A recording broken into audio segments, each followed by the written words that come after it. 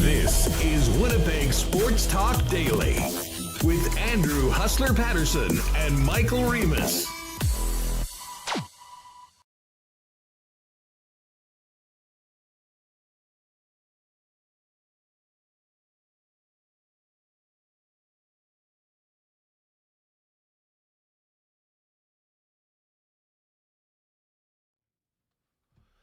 Hey, what's up, everyone? Hope you had a great weekend. We are back on Winnipeg Sports Talk for another week. Huge week coming up with Friday's expanded trade deadline show.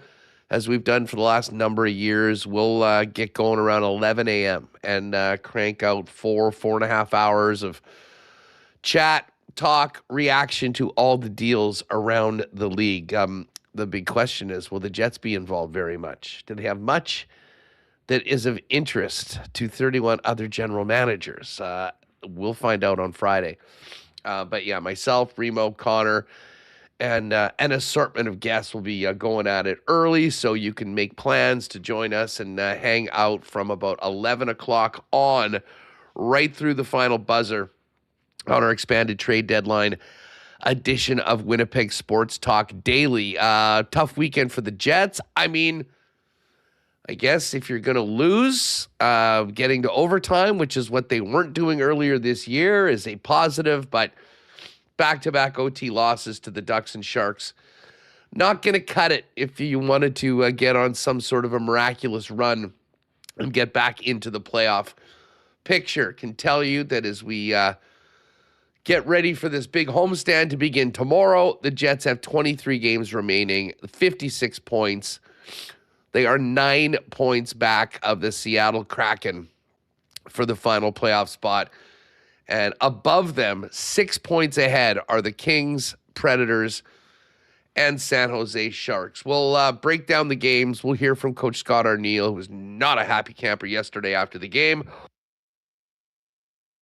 And bring in our pal Dan Robertson, who is back. I'm looking forward to catching up with Dan. We haven't had him on the program for a little bit.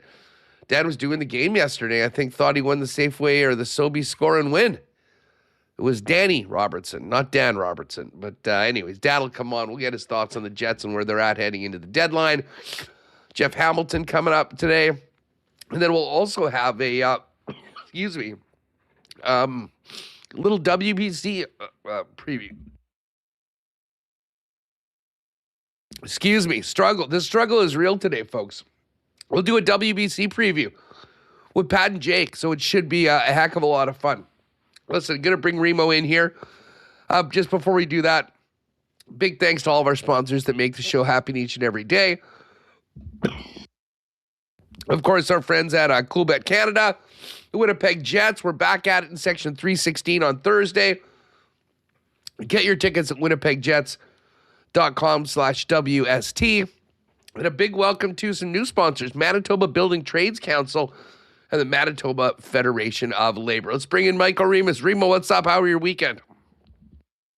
Yeah, solid weekend. Was dealing with a sick child. What time was it? I don't know, 3 a.m. Sunday morning. It's amazing how your kids always throw up, or at least mine do, at 3 a.m. Like, can't they do it in the middle of the day when they're awake? So was up pretty late, watching the Mario movie, followed by Up, comforting my sick child, but that's fine. We're back to it now. Tough Winnipeg Jets weekend, Huss, with the back-to-back overtime losses.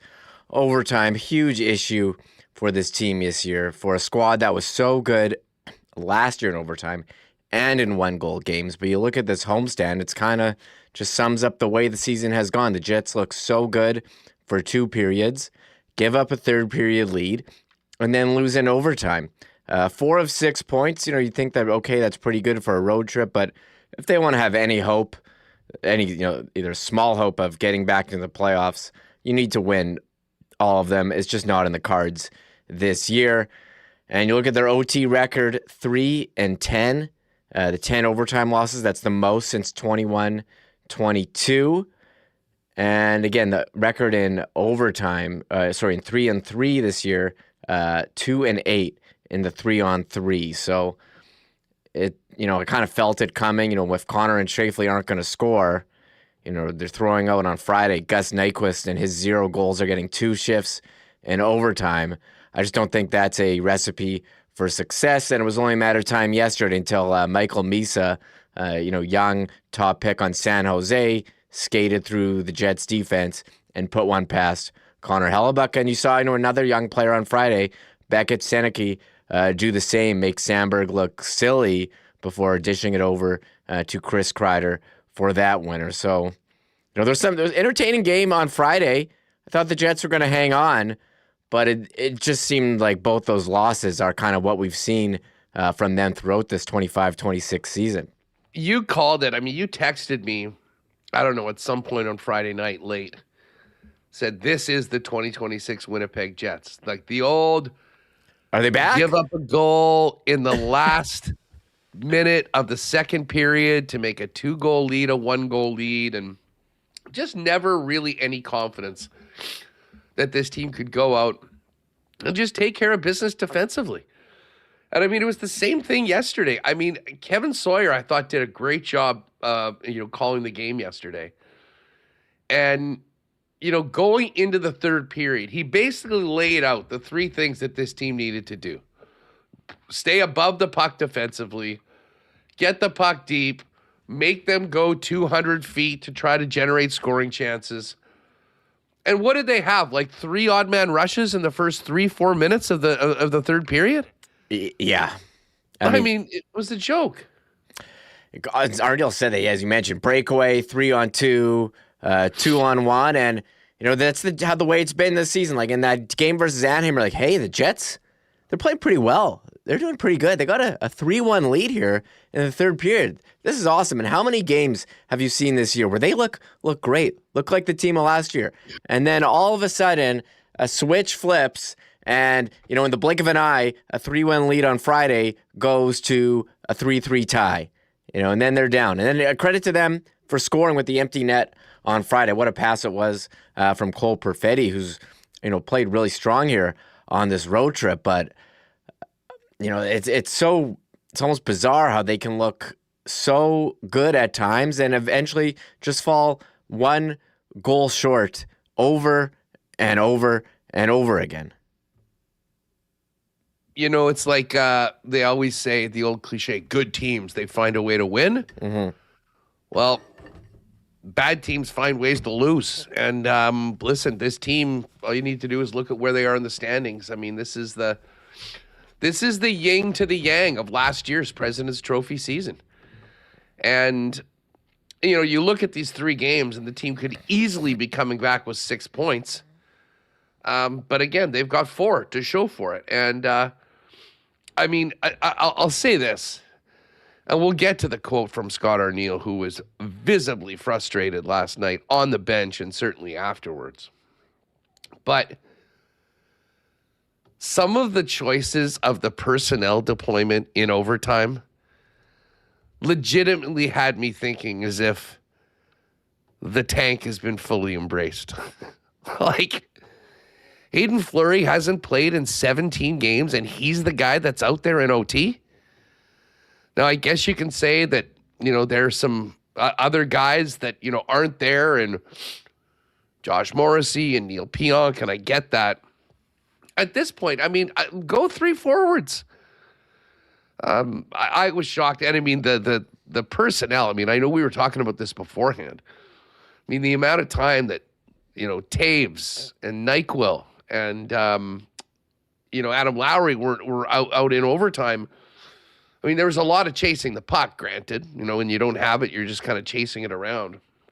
But I'm not sure whether obviously I'm joking about the tank being in, with the players and the coaches that are there. But my God, it was head scratching to say the least. But as we heard from Arneil afterwards, this is sort of the hand that he's been dealt right now. And man, you can just feel the frustration of the coach after everything went so well last year. Everything is turning up the wrong way for the Jets right now. I agree with you on personnel. We're kind of joking. Are they tanking? But why hasn't Gabe Vilardi see overtime on Friday? You're putting Gus Nyquist, again, 0 goals on the year, out for 2 overtime shifts. What are we doing? How does that even make sense? Dylan DeMello got a pretty, he was stuck out there for 1:41. Ville Heinola has played pretty well. He's an offensive guy. Dylan DeMello, he's a solid defenseman, but he's not going to get a goal from him. I think you're more likely with Ville Heinola. He's showed okay. We're grasping at straws here. Like Morgan Barron scored his first goal yesterday in 21 games, but he is one of the faster players on the team as per the NHL Edge stats. Throw him out in overtime. Let's see him skate. I think probably a better option than throwing Taves or Nyquist at this point. But again, all these guys, you're pulling hairs, but you'd like to see them give themselves their best chance to win. And it kind of doesn't seem like they're doing that with some of these decisions that are being made. Yeah, listen, they're undermanned right now. The difference that Josh Morrissey makes to the team is phenomenal. Pionk to a lesser extent. But I'll say this. I guess Fleury's been working to come back. I thought Ville Heinola had an awesome game on Friday night. I was really disappointed that he wasn't playing again. Now, again, it's sort of the end of the road with Ville. He's going to be an unrestricted free agent, so it's sort of too little too late. But there was not a big reason, in my opinion, to take him out of the lineup on Sunday for a guy that hadn't played in that long. And then all of a sudden he's out there in OT getting victimized for the extra point.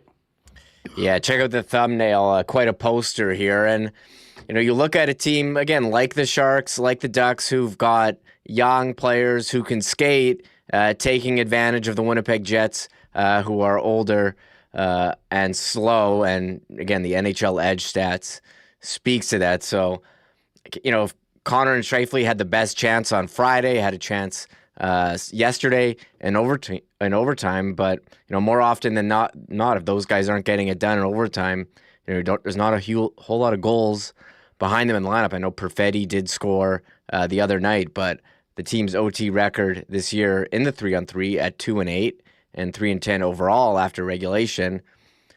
You look at reasons why this team isn't in the playoffs. Just the 1-goal losses, that losing streak. Overtime record, a huge part of it. You just had one more guy who can contribute would be a huge benefit, but they haven't really got that consistently. Yeah, no doubt. Let's hear from Arnie. This is from yesterday. He was, listen, we've seen him like this at times throughout the year. You have to pick and choose when you use the word embarrassing, but he certainly felt like it called for it yesterday. Here's Arnie on yesterday's loss to the Sharks in the extra frame. Well, I thought, the first period there, we had a few high turnovers coming into their zone, and they got some going the other way. Got their offense going the other way. I thought in the second we were a lot better at that, and it was a better period for us. That start to the third period, our first 3 shifts, for our veteran group to let that happen, we talked about it. That was embarrassing. We gave up breakaway, we gave up 3-on-2, and then we gave up a 2-on-1, which became the goal. That's just, if you're trying to gain points, you're on the road, you can't feed it like that, and we fed that, and we just got to be more mindful of that. And obviously in overtime, the only thing I say, in overtime, we've got people playing in overtime that haven't really played in overtime and been in those situations, so you're trying to hang tough. Casey had a heck of a chance, hit the knob of his stick down just prior to, so, we got 4 of 6. I really believe that should have been a 6 for 6 points on the road trip. But at the end of the day, we got to go home and take care of business now. All right, so there's Arnie after the game last night. The OT record, Reem, It's 3-10 in the extra frame. They're 2-8 in 3-on-3 and 1-2 in a shootout. They've lost 10 of their last 11 games that went past regulation. I mean, if you get half of those, with a team like Winnipeg, basically with the goaltending they have, obviously Morrissey wasn't available yesterday. Scheifele, Connor, who have always been dynamite in the extra frame. I mean, that's the difference right now between the Jets being where they are and being right there with the Kings and the Preds and the Sharks, nipping on the heels of the Seattle Kraken for that final spot. And I got to tell you, of all the things we can sort of dive into, you don't spend a lot of time talking about 3-on-3 because it is somewhat of a coin flip. But my God, for it to go as badly as it has for Winnipeg this year, it's almost inconceivable considering how good this team has been in recent years when you get to the 61st minute. Yeah, well, you look at the big difference between this year and last year, and it kind of, if the season wasn't going so poorly, we probably wouldn't bring up a player who's not on the team anymore, Nikolai Ehlers, but he added a dimension to the second line. You think about him in overtime flying up and down the ice. They don't have that. So after Connor and Scheifele are on, who's coming on after that's going to score? I mean, who's going to get chances?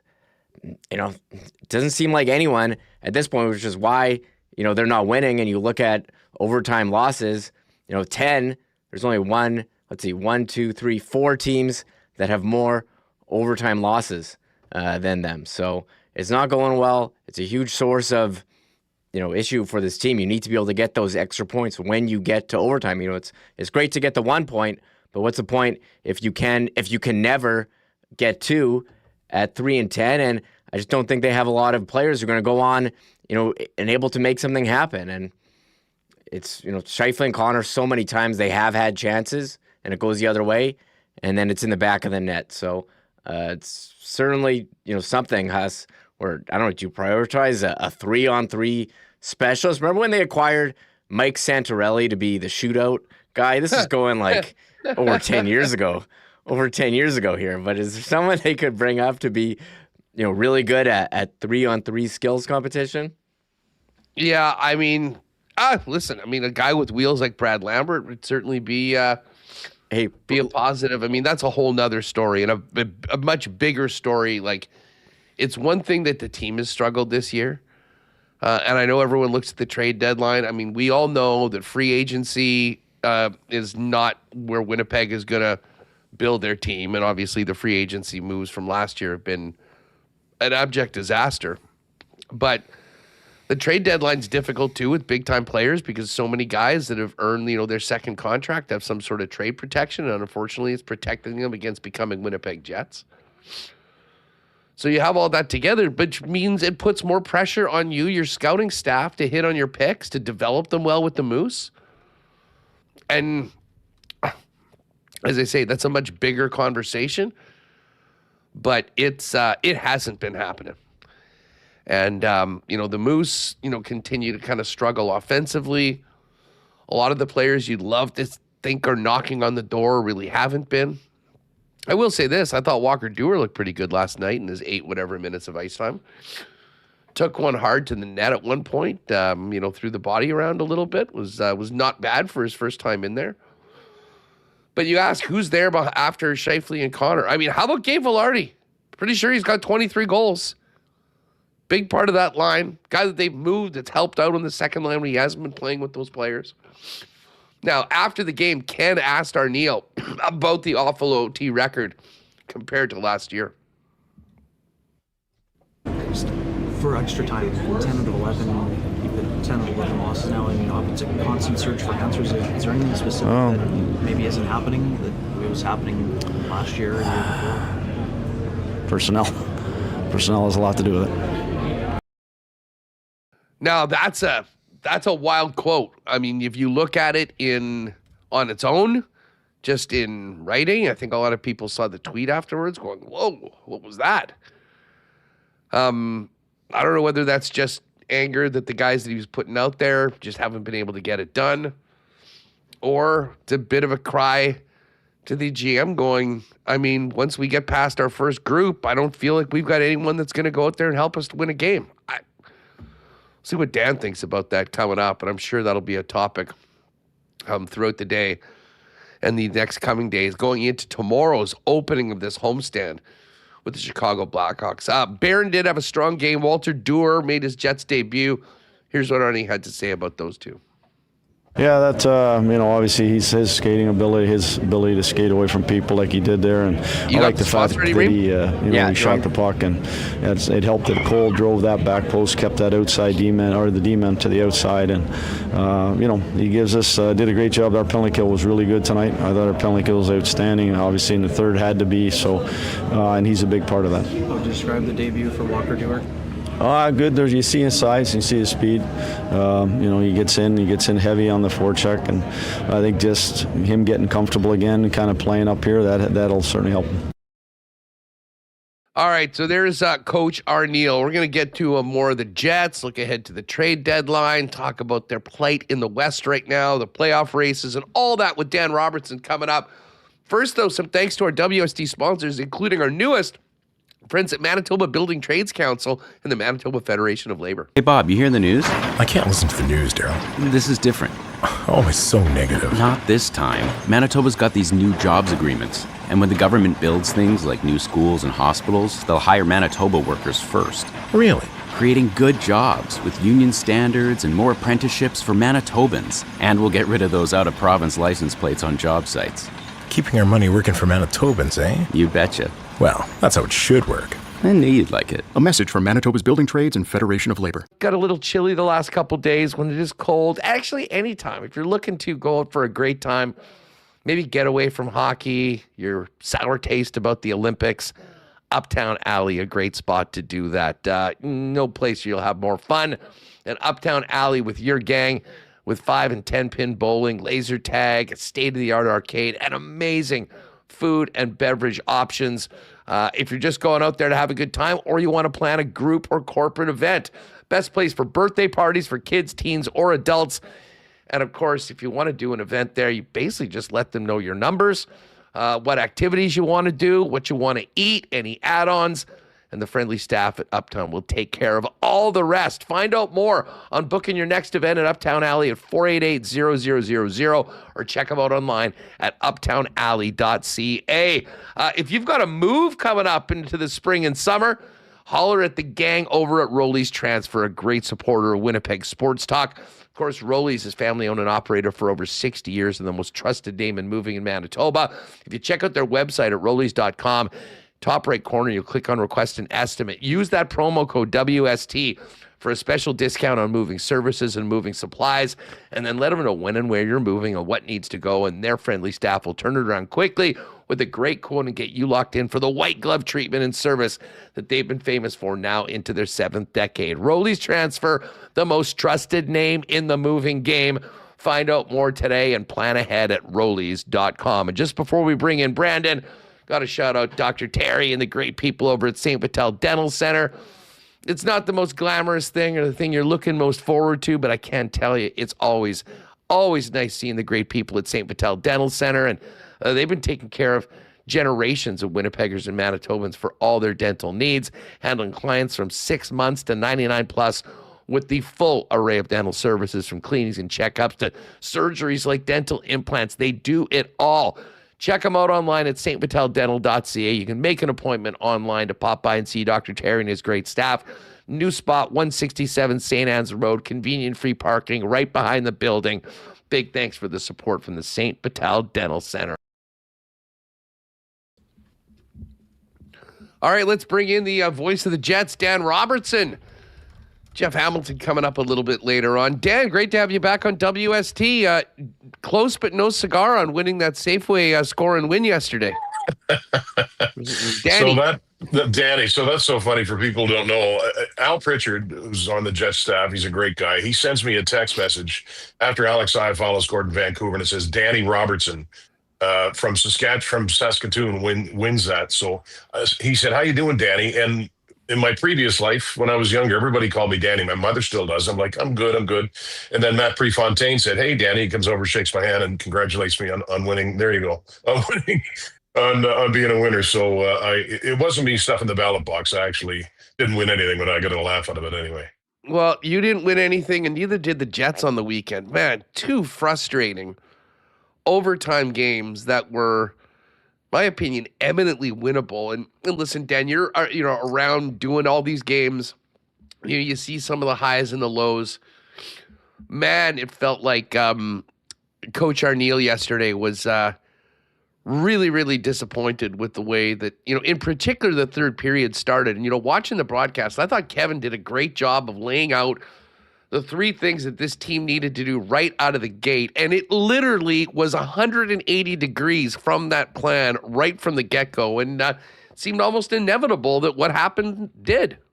Yeah, Kevin was bang on. And especially in light of a similar thing happened against Anaheim 2 nights previously. So, I give the Ducks credit and the Sharks credit too, but you wonder with a veteran group, and Arneal said this in the post game, how the Jets were able to give up or allow that many chances off the rush early even before Smith tied it. It was crazy. So that was the focus of conversation going into the room between periods. We're up, we have to lock down this game. And it's just a team that's not been able to lock things down. And it makes you wonder what it is. Is it just a mental lapse? I mean, these guys know better than to press at the wrong time when you're up 2-1. So, it's been a frustrating couple of days for Scott Arneal, and I get that.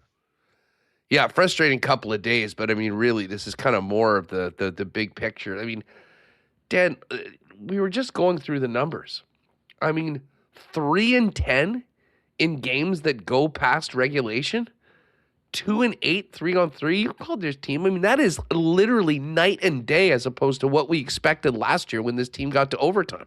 It is. And I say this a lot. I said this yesterday in the broadcast that maybe it's not fair for me to keep going back to last year, but the difference in goal differential in the third periods from last year to this year is crazy. But I mean, I guess it is fair when you look at the fact that the core is the same. So what you're talking about, I mean, it was money in the bank last year, and it seemed that every TSN game that the Jets were involved in, and it went to overtime, they would win it. They'd win the face-off.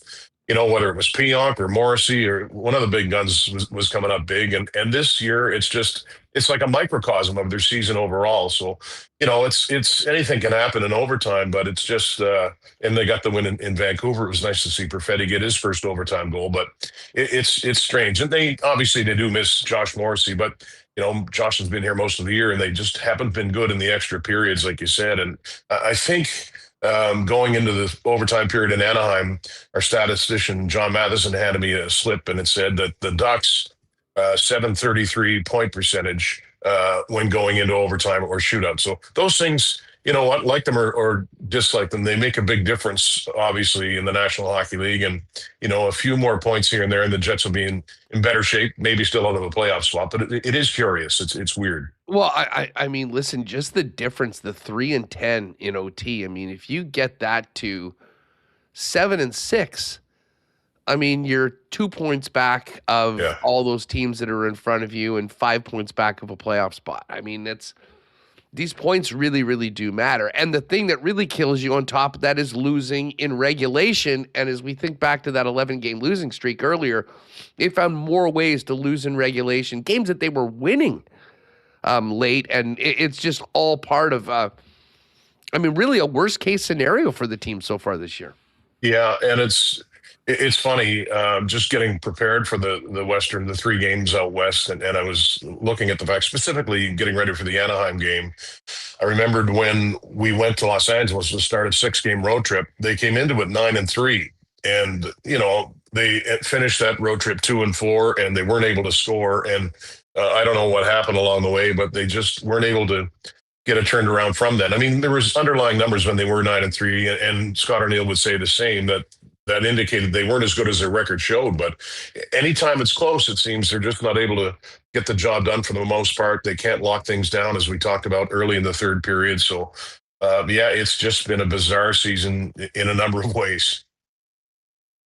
And, it's kind of funny that the team was just out in California because I think when we go back and do the autopsy on this season, we'll look at that first West Coast road trip coming out of the month of October when they went in and they lost to the Sharks, they lost to the Ducks, they lost to the Kings, beat Vancouver, who again is the worst team in the league, and then lost to the Seattle Kraken. And then they pulled out that game in Calgary, salvaged something of it in a shootout. But, I mean, and that was all before Hellebuck went out. And then Hellebuck came back. They certainly didn't change their fortunes. And it just seems like they've never been able to get back to even footing after that period of time with that brutal 2 weeks heading into the loss of Connor Hellebuck. And and now we're talking about the trade deadline in a very different fashion than we were a year ago. Yeah, and if you even go back to last season, there was, I'm sure it was last season, not 2 years ago. Sometimes they blend together for me, but there was another grueling road trip. They were in Nashville. That's when Dylan Sandberg broke his leg, and they were able to kind of keep their head above water there. But I mean, there's been plenty of time to turn things around since then. It's just, I keep, you look at so many guys have had offensive numbers way below where they normally are. But for me, defensively is where the biggest difference is. And whether or not it's cleaning up the crease in front of Hellebuck or whether he doesn't make a save at the right time, or just, the forwards are a part of that too, if they're not taking their man, that sort of thing. So that's, for me, has been sort of the biggest change, because again, not just last year, the previous few years, when they would get a lead, most oftentimes they would lock it down. I mean, they were such a hard team to come back on, but that's changed this year. The Olympic break was, I think, needed, for everyone. And, honestly, with the season that's going the way that it had been, kind of just, getting away from everything was nice. I really did think, though, that there was the potential that this team coming out of the break, with the way Helly played at the Olympic Games and, knowing that there was really no tomorrow. Like, I still wasn't thinking this team would make the playoffs, but I thought this was a perfect opportunity to really sort of start off well on the road and come back for this big homestand. And I mean, I guess if you'd said beforehand 4-6, not bad. Obviously, they need to do better than that right now. But man, the way that those two games turned around and ended up going south on the weekend, it just sort of compounds, I think, the level of desperation and kind of the feeling of a lost season right now. Yeah, and it is funny, right? They do get 4 out of 6 points, but you don't look at it in a positive light. I don't think they are either. I mean, in Anaheim, they gave up that 2-goal lead, and Paling somehow scored against, a triangle of Jets and chipped it in. And then they needed a great pass from Perfetti to Connor to get that game to overtime. And I think I probably feel the same as a lot did. When we saw Hellebuck in the Olympic tournament, and specifically in the gold medal game, you thought, okay, that's Hart Trophy Connor Hellebuck. Now he has to play this way the rest of the season in order for the Jets to even have a hope. Not dependent all on him, but that's what they needed, and they haven't gotten it. And I'm not blaming it all on him, as I say. I mean, he needs a little bit of help too. So it's just every time when there's been a spark or you see kind of a glint of hope or something for the team, they're just not able to capitalize on it. Now it sets up a few interesting days, as it always does. Anytime you're going towards a trade deadline, if you're going to be a buyer or a seller, we as fans, watch pretty closely. So it'll be interesting to see what they do or don't do in the next few days here. Yeah, before we get to the deadline, if we are looking for a few positives, it had been a really rough season for Cole Perfetti and a really important year for him. I thought he was playing the best hockey of his season heading into the Olympic break. And, he actually has stood out at times, certainly in the Vancouver game, has had some more quality chances. And that's the Cole Perfetti that this team needs night in and night out if they want to be in a different spot than where they are going into next season. Yeah, for sure. And just for the long term, I started to wonder, and with respect to Cole, he was invisible for a lot of the season. And then you find out, I mean, we knew he had a high ankle sprain, and he admits, and Scott Arniel has talked about it too, that having that injury, it's hard to play 100% or feel good. So it makes you wonder, had he stayed out longer, would it have improved any more quickly? Probably not. But it's funny too. I talked with Arnie about Perfetti's body language, and it was in a pregame interview. We talked about the fact he's playing better, but I said you can see it when he plays better, right?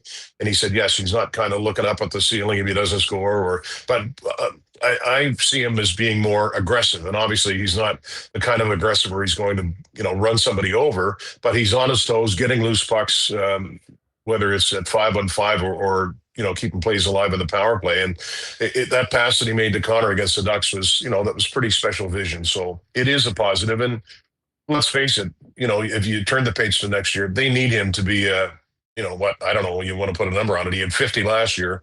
They could use him to be a 60, 65 point guy, and that won't be easy, but they need it. So it has been, it's been positive to watch, and it gives you something to kind of look forward to see what he can do the rest of this season, where maybe there won't be that many great storylines.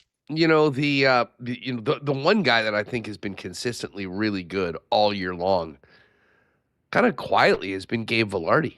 Yeah. And, Vilardi has fit in obviously very, very well with Scheifele and Connor when he's been up. I think he, surprised, he was better than I thought he might be playing away from those guys earlier on. And, he's been consistently in the lineup. He's only 4 goals off the team lead with 23 so far. Considering the commitment the team made to him last year in the offseason, what Gabe was looking to do, when we're looking for a few bright spots, and there hasn't been many this year, Gabe Vilardi's right at the top of the list, which actually made me more curious and bewildered as to why, when we're talking about OT, we haven't seen more of him out there. Yeah, it's, we know he's not a speed burner, but neither is Jonathan Toews at this point. We saw him out there, and Gus Nyquist, same thing. So I wondered, early on, was something bothering him, but it was just a decision or to not put him out there. One of the things the Jets can lean on, and I know that people earlier in the season were saying break up that first line to kind of spread the scoring out a little bit.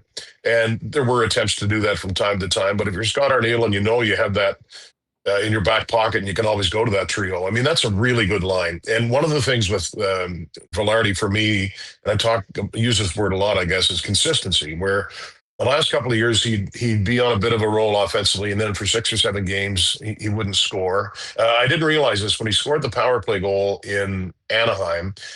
It was his 8th power play goal of the year, and he hadn't had many power play goals in a really long stretch, but he was learning to contribute other ways. And just to go back to the power play, they've taken that post away from him where he goes down and he parks to the right of the goaltender, and they feed him that puck. Guys are just fronting him now. They're stepping in front of it, so it's not there for him anymore. But I've grown to appreciate obviously his hands are spectacular, but he's really good along the boards at keeping pucks alive. And he's a big kid. He's not a real banger, but he knows how to use his size and his ability to protect the puck. And just a likable guy for me too. He's one of a kind. So it's been fun to watch him this year. So, I kind of bring up Vilardi going into the post-game comments yesterday. I mean, back-to-back overtime games.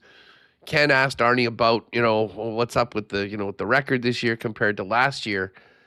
And he just said personnel. How did you read that?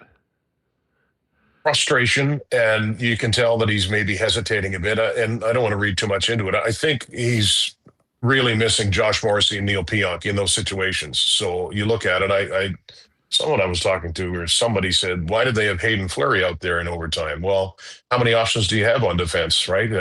Logan Stanley's getting out there. He's the number 1 guy in the power play, top power play now. So, but I think that's it more than anything. And I know he's missed those guys in defensive situations too. Not to discredit anybody else who's playing in the top 6 right now. So, I hope it doesn't get blown too far out of proportion, but it's, Arnie's normal. He's frustrated. He wants to win those games. He sees these things slipping away from him as he has all year. And so I think that's what it was more than anything. Well, he's certainly frustrated. I imagine, everyone in the organization's pretty frustrated with the way this season's gone. Dan, how do you see things playing out this week going into the trade deadline? Because we have been talking plenty over the past month, 2 months, about guys that are on expiring contracts and, sort of moving the focus from loading up at the deadline to seeing what assets you might be able to bring back. How busy a few days do you think this might be for the Winnipeg Jets?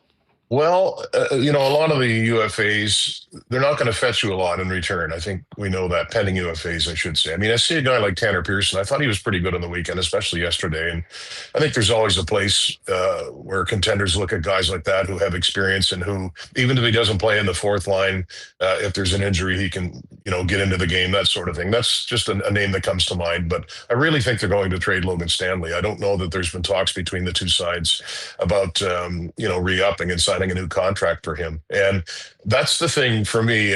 One of the big stories in the league, and I guess because we're Jets centric, but if they do trade him, what will they get? And it's you can never tell, right? I mean, I think anything more than a second might be a little crazy, but there are GMs out there who, see a guy at his size and his uptick in productivity and that sort of thing, and maybe really feel they need to upgrade, and that's the kind of move they'll make. So I don't think there's going to be anything that blows us out of the water, but I do think that trade will be made. I think Stanley will be elsewhere on Saturday. Yeah, and I mean, I think that if there's any appetite for a bigger move, one of the key pieces, I mean, that's going to happen in the offseason. I mean, that won't be happening now. And yeah, Stanley, I mean, of course, if there's no deal, he's going to have plenty of interest, I think, in the offseason as a free agent. So I think it's incumbent that you get what you can for him. I've said before a number of times on this program, I think the way that he's played, his size, but also his salary, I think might be able to garner a premium. But then you look at what's available in and around the league, Dan, and you look at, the trade boards from all the insiders, and, Stanley's, now I don't know whether this is just because of Luke Schen's reputation or what, but well down the list compared to, a player like Luke Schenn. And again, maybe this is just teams that are more interested in guys that have won and guys that have that grit, because you're talking about a depth level defenseman.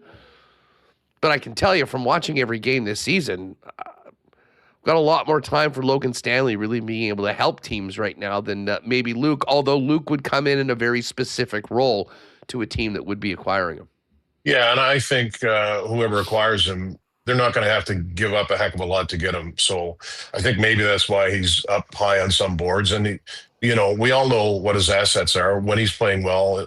And obviously he's a little slower of foot these days, but when he gets tight to you, he can be physical. He can clear the front of the net. I don't have to tell you about his game, but it is, what are some of the teams that you're hearing about maybe wanting Stanley? Detroit, the Islanders, that sort of thing. And, who knows how accurate those things are. But whatever happens, I'll say this, if and when Logan Stanley signs a contract, if it's in the next few days or if it's in the summertime, I hope he strikes it rich, because this guy, he's been kicked around a lot in this market. I get it to a certain extent, but it's nice to see him play with such confidence now, and to see him kind of to bloom at this point. And, I know the shooting percentage is high and that sort of thing, but just overall, I really liked his game. So I hope for the best for him, no matter what happens. Well, we'll take a good shooting percentage or two on this team right now, because scoring goals, unfortunately, has been very difficult at times. How do you see things moving forward for Toews? It was interesting that, Murat asked him in that sit down earlier, and he said, I'm committed here. I want to play here. I kind of read that he is looking to take another crack at this next year. I mean, would you expect to see Jonathan Toews coming back next year for the Winnipeg Jets, considering that he's sort of taken himself out of the conversation for this week? I do. There's been times this year where I think he had a 4-game goal streak, something like that. And over and above that, he played really well. But, it's been hard to find that consistency from him as he's worked his way back into the league. And he's been open about it, saying that it's going to be a process. And the Jets knew that it would be too. He was miscast as the second line center. That was the main option that they had. He's a great guy to have around. It all depends on, who else might be coming in, if anybody, at center ice. But the want is there, and I think that's great. So I expect he'd be back in a bit of a lesser role if he's the fourth line centerman. That's fine. And I know the argument would be, well, how about a Danny Zhilk, a younger guy, to come in and sort of, cut his teeth in the NHL and give someone like that a longer look. But I think And you know what? It's interesting. I'm glad Murat asked that question. I'm glad that Taves was upfront with the fact that he doesn't want to waive his no trade clause. He wants to stay here. So, and I guess the bottom line too is if Jonathan Taves doesn't want to come back next year, it's pretty hard to say no to him. Yeah, and listen, it's just, I mean, obviously it didn't start out very well, but there has, as you mentioned, there has been runs where he has looked, very much capable of playing a positive role on a team, albeit maybe in a lesser role than people expected coming in. And I think that, if you surround Taves in that bottom six with a different mix than they had this year, which certainly will be on the table for next year, and I think there's a chance that you can get a little bit more consistent play. And I'm sure he'd be the first one to say that there were some challenges in returning from such a long time off. Some things that will impede him less in this offseason, knowing that he's already kind of going to get the full season underway. And frankly, to his credit, has done it and staying on the ice. Yeah, and it's neat too. I mean, he was quoted as saying the process of kind of integrating himself into the team, that when you're not part of a team, you can come to a new one, which, it's the first time he's ever done that, of course, because he played his whole career in Chicago. But it's kind of funny. I maybe shouldn't have asked this question. Maybe it didn't make any sense, but we had Walker Duehr on in the second intermission yesterday, and I said, I know you're in your late 20s and you've got 92 games of experience, but is there any kind of starstruck when it comes to being around Jonathan Taves? And he didn't go that far, but he said, it's pretty darn neat to have him as a center iceman. So again, I think what'll happen, we'll see how things fall out in the offseason and what their options are. But you know what, I would have no problem seeing him out there again, and you hope that he's able to be a little more productive or a little more effective on his terms if he does come back next year with the Jets. Well, and he's certainly a guy, Dan, that you'd love to be around. Yeah. A group of young players that are coming in. And I guess the big question is, how different will this team look next year? We're going to talk a lot about what's available trade-wise and free agency. But, I mean, I think as we know, this team, because of a number of circumstances, needs to be a good draft and develop team. And that might be the biggest issue of the entire season so far, is that it hasn't seemed like there's many players knocking on the door from the Moose of these picks beforehand. And that puts the team in a bit more of a pickle. It really does. And, it's been great to see Salamonson come up due to injury. And, I asked Kevin yesterday, has he seen the end of the American Hockey League? And he said, yes, I certainly think that he has. But if you look back to last year, and I don't hone in as much on the American Hockey League on the Moose as I should, but Chibrikov has come up the last couple of years and looked pretty good. Brad Lambert, you look at their numbers this year, and the stats don't tell you everything, but they're not great for those guys. So again, I thought Zhilkin skated well when he came along, and maybe as somebody who can play in a depth role. But and some of the younger pros like Yager and Colby Barlow, those guys are just kind of new pros too, so you have to give them some leeway. But it's not kind of a situation where there's guys kicking down the door, so you have to consider that too. Dan, you've been with the team for a while. Obviously, this is going to be a bit of a different year when it comes to the trade deadline than the last few have been. But what's it like around the team, just trade deadline week, not specific to this year? How different is the trade deadline week just for the players, for some of the scuttlebutt around things, especially when you are traveling, than, regular week in the middle of November? Well, the previous 2 years, I don't want to read too much into this, but there was a sort of a pervasive excitement anyway because of the way they were playing, especially last season, right? Obviously. And then, so I think the thing was the last couple of years, who are we going to get to bolster this team? And you go back a couple of years ago when they brought in Toffoli and Monahan. I'm sure I'm going to miss a name or two. And then last year they brought in Shannon Tanev, liking what they already had. So I think there is that. There's kind of a kid on Christmas Eve kind of feel like who's going to come along now. I mean, no one said this to me, but you kind of get the feeling maybe that's just me guessing that, but it makes sense that, am I going? What are we going to look like on Saturday? So it's just part of a different vibe that's been part of a different season for the Jets. How different do you think this team is going to look when they take the ice next week? Listen, I think they're going to look to try to trade some players. Are you expecting to see maybe 2-3 new bodies in the lineup, whether they come from trade or holes that have been opened up that now some guys with the Moose can come up and try and take advantage of the final 20 games of the season and show that, they're an option for next season? Yeah, maybe 3 makes sense. And, to go back to Stanley, maybe I should have said this earlier, and I'll get your opinion on it. I'd like that.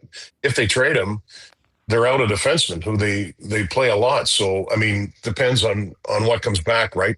Maybe they get a young defenseman if they trade him. There's so many ifs and that sort of thing. But it's the same old thing where, you can trade people away, but somebody's got to play. But if it's a depth guy like a Pearson and a Shen, there are replacements to make, and they're getting healthier on defense. Colin Miller's going to be able to play in the not too distant future, so there is that to take into consideration. But I would say if there's 3 changes, then that might make sense to me. It's just it's such a fun time of the year. It's fun for us, right? But it almost seems too like in the last few years have been trades made well in advance of the trade deadline, whether it's a Panarin, the Quinn Hughes trade went early and that sort of thing. So that kind of dulls the day a little bit, but it's always interesting to one degree or another. Yeah, from my perspective with Stanley, and listen, I'm hoping they can get something for Shen.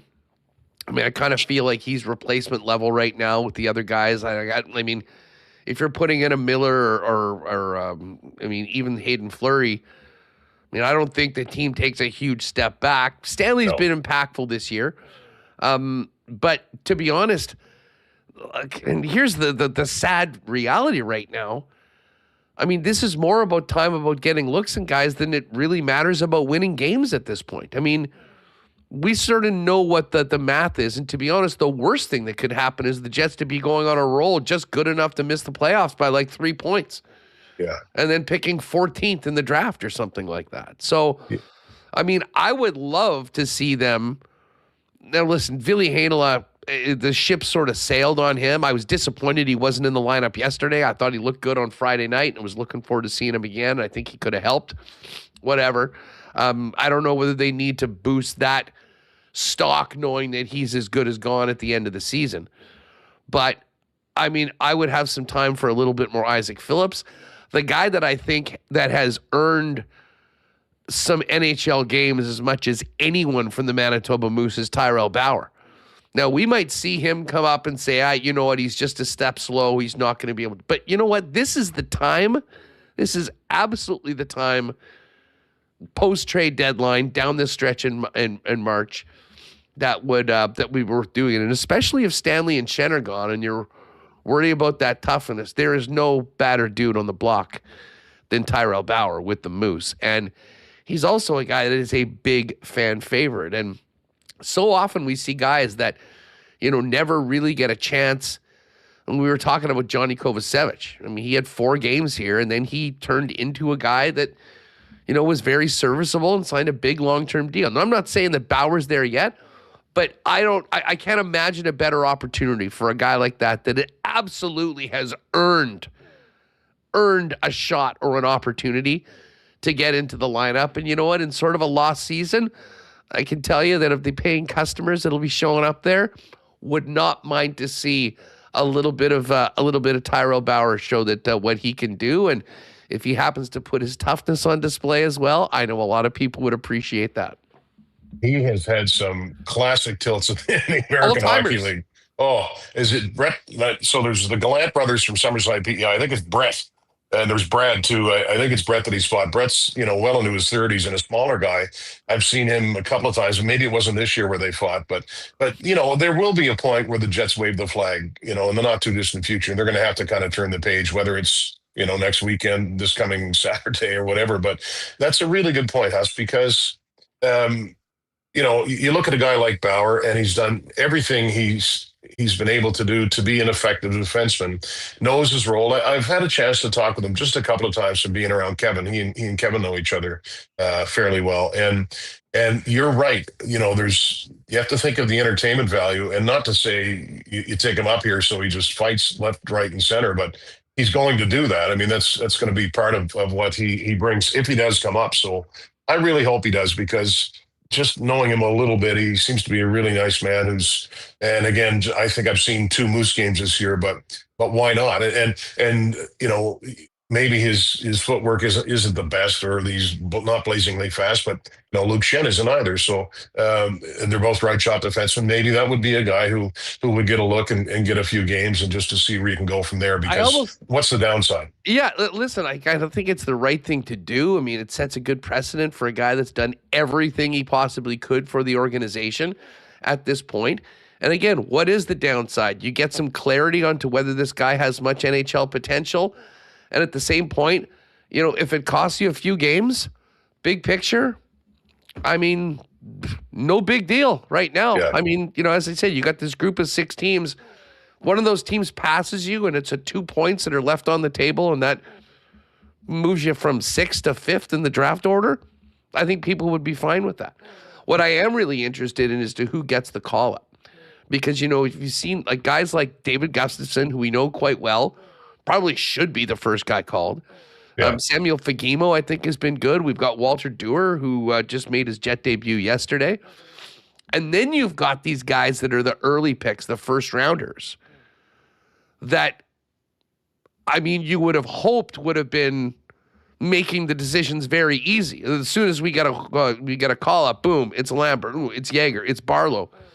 That hasn't really been the case so far this year. But, I mean, considering who they've been rolling out in those bottom spots that may or may not be gone. And, I mean, to be honest with you, I think that even if they don't have takers for the likes of a Gustav Nyquist, I don't really know what the purpose is in continuing to throw them out there when you could have 20 games or at least an opportunity and, a cup of coffee for a bunch of those players that, maybe they can salvage a little bit more from their season going on. I mean, to me, maybe the biggest organizational question is to how to change the path of the lack of success of recent draft picks and developing them with the Moose. Because if that in itself does not get significantly better, it is hard to see them rounding out the roster and doing things if you're not getting homegrown talent into the lineup. It's just too tall a task for most teams, never mind a team in Winnipeg with the issues that they have when it comes to player acquisition that you're not drafting.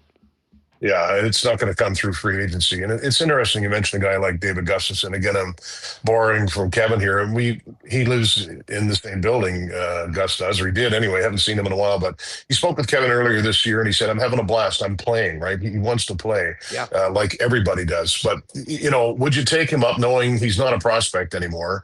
He's not someone who's fits in your long-term plans. But if you took him up, he'd fit in, he'd play well and get the job done. But I think I would be hesitant, a guy like Yager or Barlow, you wouldn't want them to come up and play poorly enough, not to say that they would necessarily, but where it would crush their confidence or they'd feel like, wow, I'm in way over my head here. Even though Chibrikov, I think he's got 3 goals this year, and Lambert, I don't know, obviously, with the numbers with both of them, it would indicate they're not playing that well, but they've been up here before and they've gotten a taste. So maybe you take another look at them. Again, it's, you want to be competitive, but once you're knocked out of the playoff spot or you realize you're not going to get there, it is about long-term plans and about seeing what guys can do. So that'll be part of the interesting story down the stretch too, which I can't believe it's already March, but that's another story altogether. Yeah, no kidding. Feeling a little bit nicer out. Maybe we'll melt some of this snow and get closer to April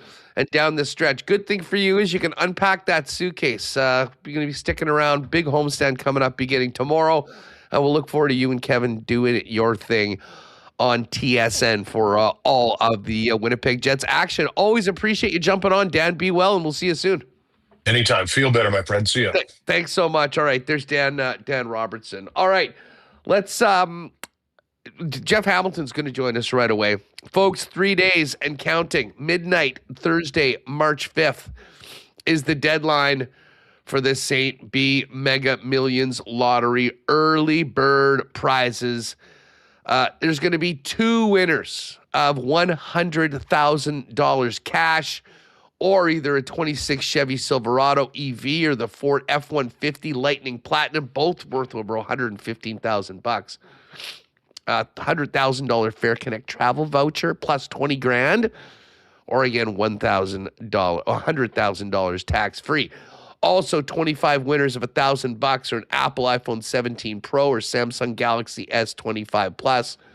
And you're also going to be in for the grand prizes, the big ones. You want to be Manitoba's next millionaire? This is the way to do it. One of 5 $1.5 million dream home packages or $1.25 million cash. Canadian, tax-free. Get your tickets today. StBMegaMillionChoices.ca.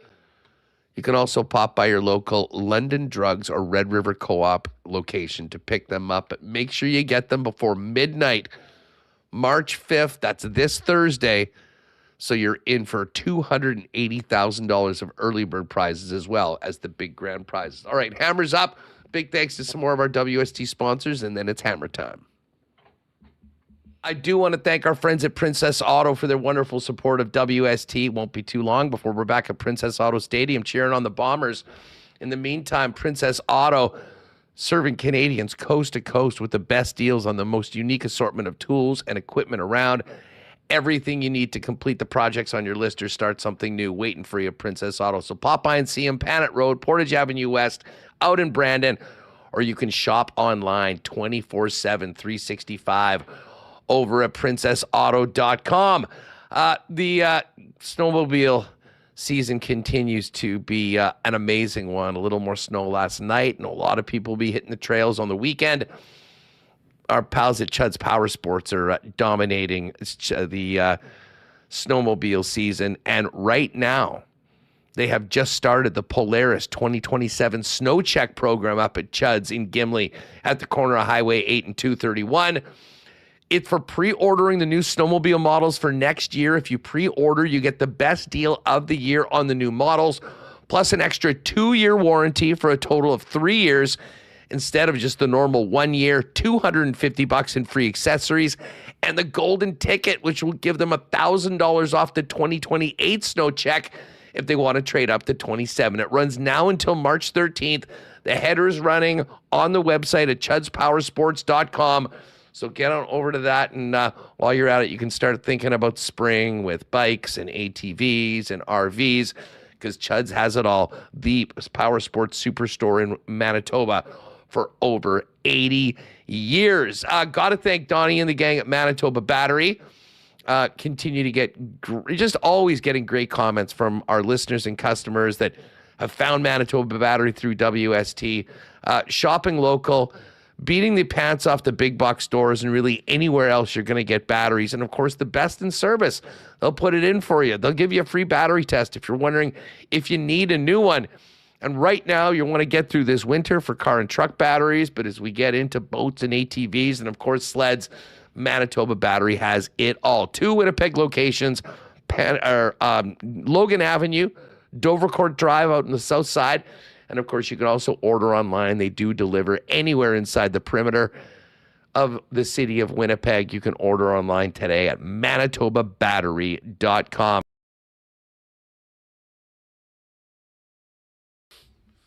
All right, let's bring in the man himself, Jeff Hamilton of the Winnipeg Free Press. Hammer, what's going on? How are you, my friend? Hope you had a great weekend. Yeah, I'm doing well, buddy. I had a great weekend. I keep staring. I can't believe we're in March. I can't believe we're, it felt only like I feel like the winters are going by a lot quicker, and I don't want to jinx that by mentioning it, but I feel really good. I feel healthy. I know you feel a little bit under the weather, but you're not going to pull me down in the process. I'm feeling great. No, I'm in quarantine here and getting through the show, but it is a little nicer outside. We've got some nice weather coming up, and it does feel like the finish line for the winter is ahead. And mercifully for Jets fans, I think we can sort of look ahead in the finish line for this season. But a big part of the run to the end of the year is, of course, this week in the trade deadline. And listen, maybe they would have felt a little differently if they've come out with 3 straight wins in a very Jets 25-26 way. They managed to leave points on the table in both the games on the weekend out on the road. And now there's 2 more games before the trade deadline. It's been interesting hearing a number of the insiders speak to, not really a seller's market. Others have said, well, there's stuff available, but the interest isn't quite there. And I'm very, very intrigued as to what we end up seeing on Friday done by the Winnipeg Jets, because I do think that there is a want and a need to, move a lot of guys and make some significant changes, at least on the periphery of anything you can get. My question, and I guess I've been asking this for a couple months, knowing that if there was something on the table, why wouldn't they have done it earlier? I'm just not sure the demand is there for what the Jets are bringing to the swap meet.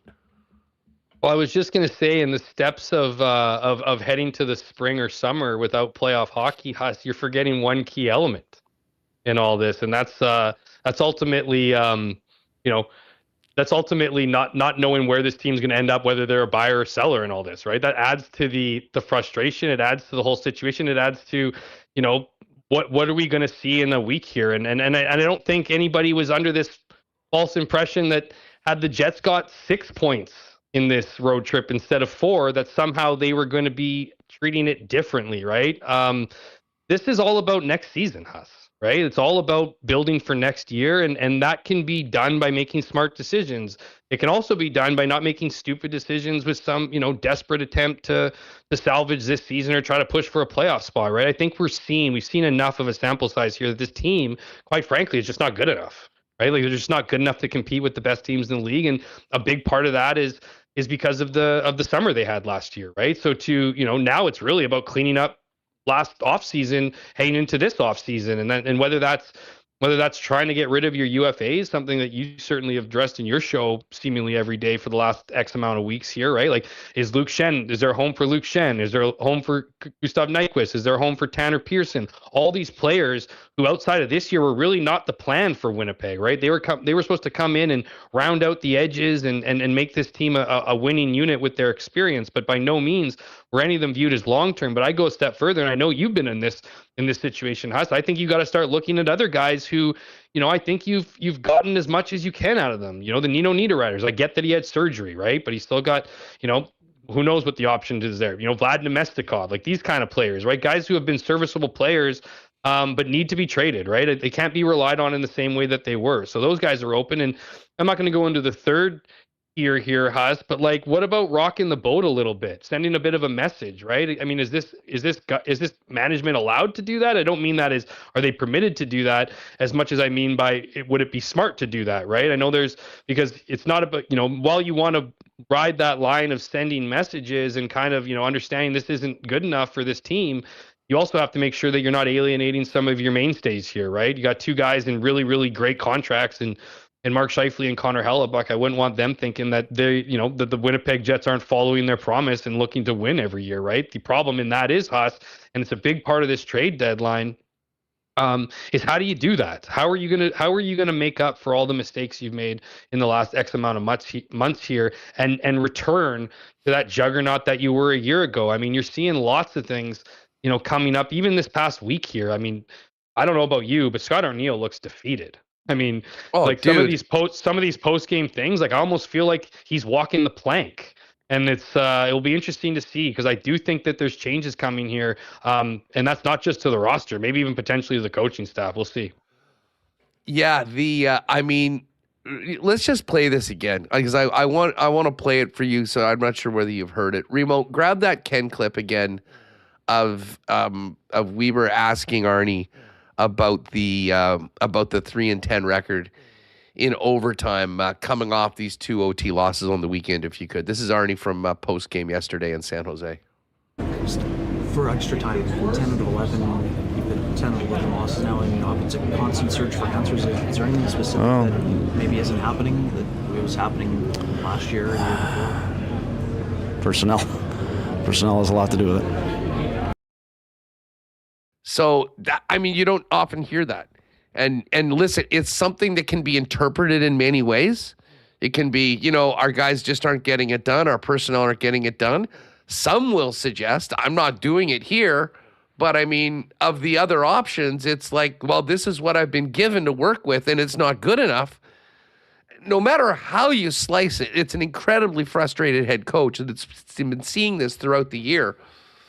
But I mean, I had major questions with the personnel that was chosen to be out there. I will be honest. I was losing my mind during the Anaheim game. And then obviously Fleury coming off 17 games out of the lineup out there in OT gets victimized for the winner. You just almost felt like it was going to happen when it started. But what's your read of that comment? Because it's something that is somewhat noteworthy in my opinion. I almost felt like Scott Arniel was having a private conversation with Ken when he was just saying, dude, it's personnel. Like, what do I need to tell you? You know what I mean? It's personnel. I don't got the horses to win these games. Why do you think we've lost 10 out of 11 games and, the last 11 games to extra time this year, right? Like, that's the vibe I got. And here's the thing, Huss, ambiguity is not your friend, right? Like, Scott Arniel's not new to this. I mean, ambiguity in that situation, like, because here's the thing. He's talking about somebody.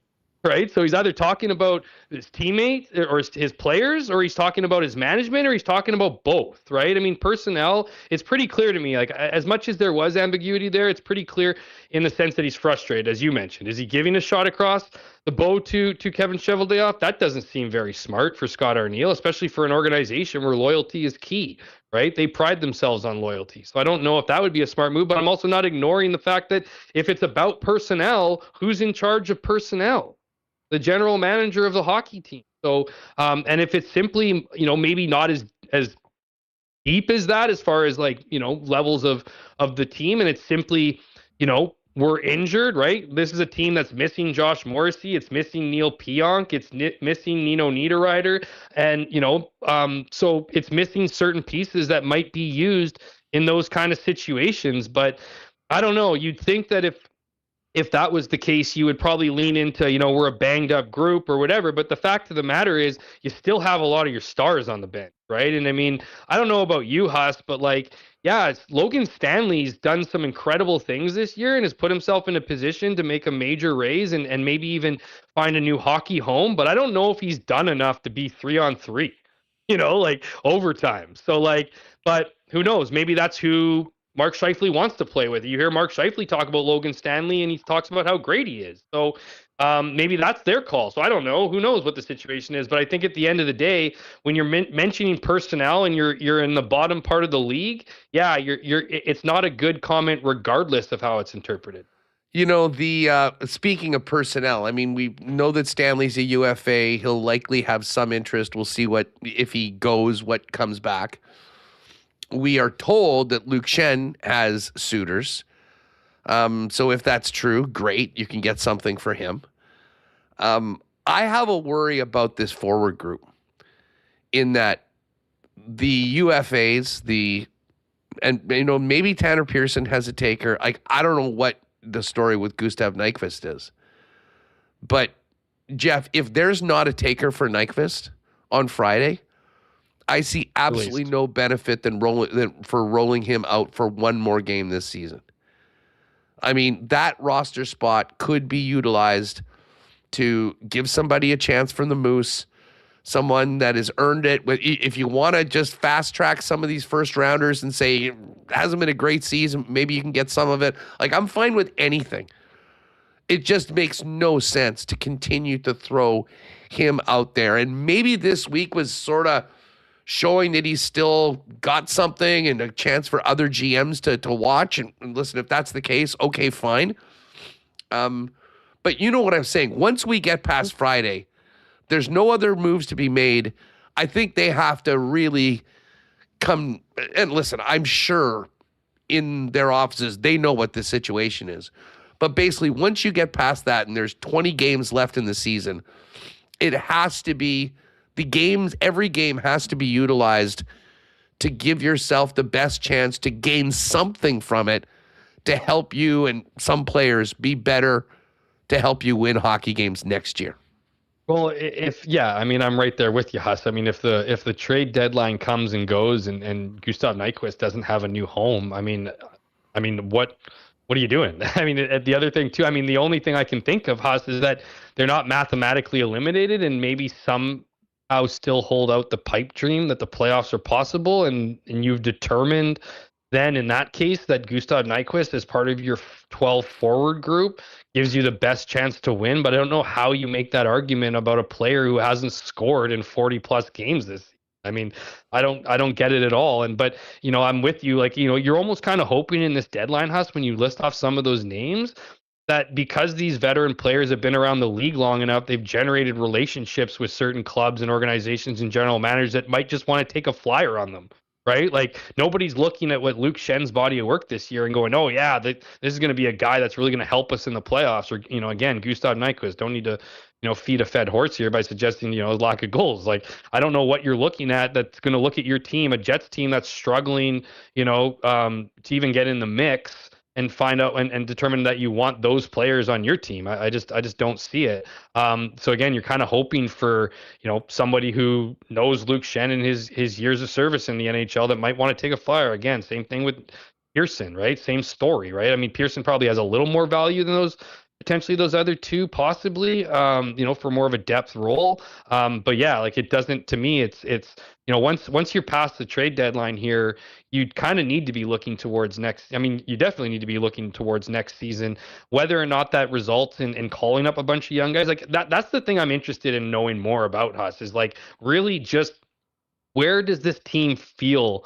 they're at with their prospects, right? Like, we always talked about how, a guy like Brandon Yager is so good. They traded him for, what a great deal it was to get him for Gregoire McGroarty. And we heard all this stuff about Brad Lambert and obviously, all the other guys in the group. And Colby Barlaw was like, a playmaker and all this stuff. And all these guys are like, minus double digits and plus minus, which again, I don't even need to preface it with the stat. You're on for too many 5-on-5 goals or not on enough 5-on-5 goals. So that's the issue there. None of them really seem to deserve it, and I don't know if it will benefit these guys to just bring them up and try to when it's not really earned. Again, I got to be a little careful in that. Hear other people talking about that. The assumption is that they haven't earned it because they haven't been called up for.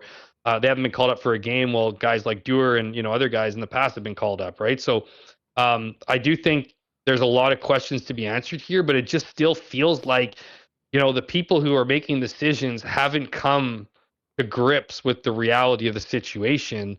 And whether that's, maybe they have and they don't want to, give up to their players. Again, this was supposed to be a massive year. This wasn't just a big year. This was supposed to be a Stanley Cup window year. So maybe you just don't want to have sulky faces, by the first week of March and for the rest of the year. But, the runway's certainly shortening here and eventually going to run out. And, the Jets want to make sure that they're in the best position possible to take off in the summer, and not be, chasing this pipe dream of a playoff spot, in the final months here.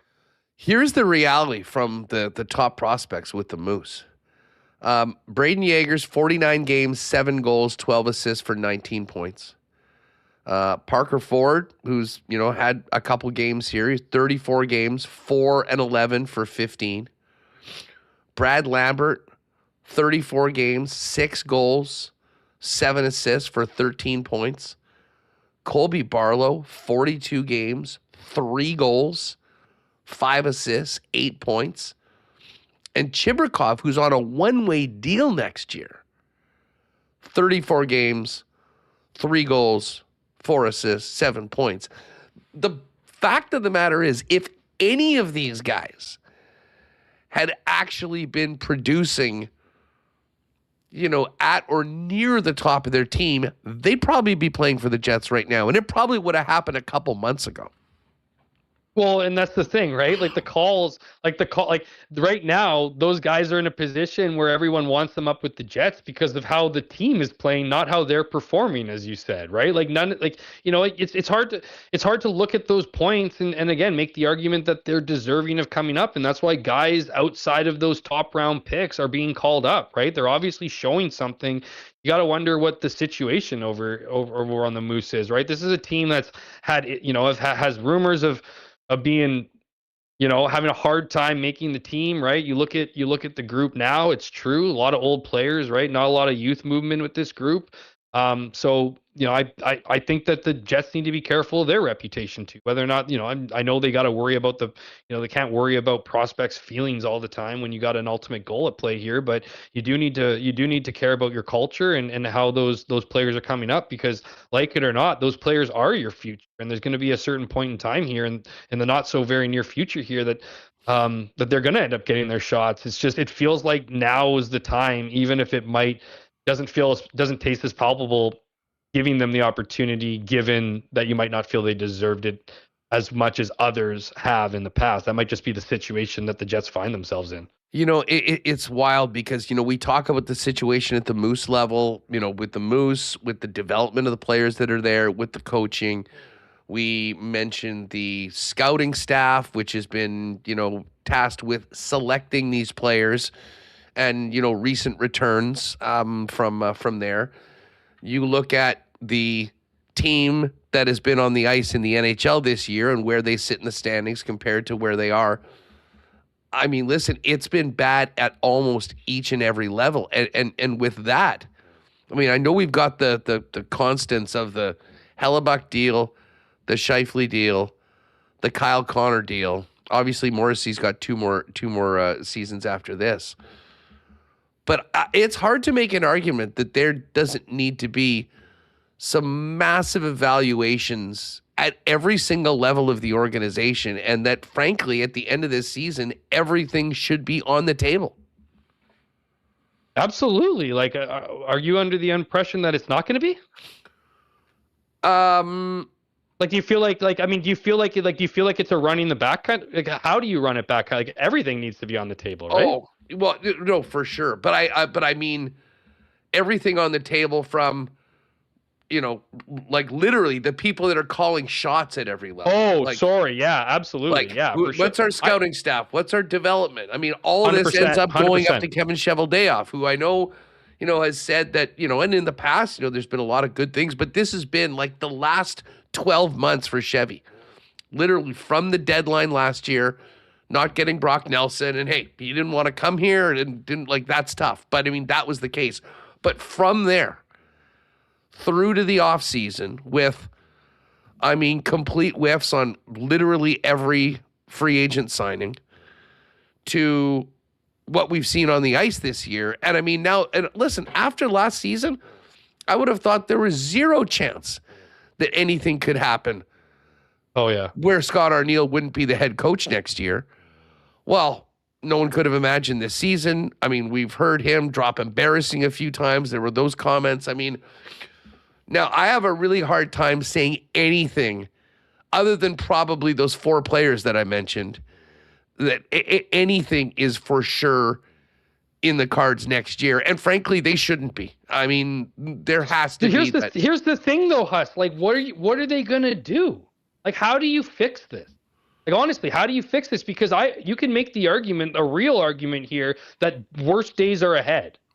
So if you because look at all the people they brought. Like, who are you going to replace those guys with? The underachievers on the Manitoba Moose, or other players, or a free agent market where no one's going to be interested in coming to your team because you're not good. Yeah, right? they weren't coming last year after you won the President's Trophy. What team is like, oh yeah, it's going to be appealing to players for Winnipeg, an opportunity to kind of get back to go to another team. You know what I mean? Like, they're back in that kind of driver's seat because they're in the bottom third. So this side, like, they got a lot going on them, and I don't know if they survive this, to be honest with you, because I don't think it's an easy job ahead of you. Now, Kevin Cheveldayoff obviously has a very long leash and has been able to do things. I almost feel like he's been able to do things. His best work seems to happen when everyone counts him out, right? I just don't know if he has that unicorn remaining in his tool belt right now. I just don't think he does, and I don't know how you convince players, right? And then you got to deal with the players who are here, the jaded players who are here. How many of them are gonna want answers in the offseason, right? That's gonna be a really interesting situation when you start sitting down with the guys that you gave a lot more power to with contracts and say and everything. Like, I mean, what are they gonna say, right? Like, are they gonna encourage people to come over?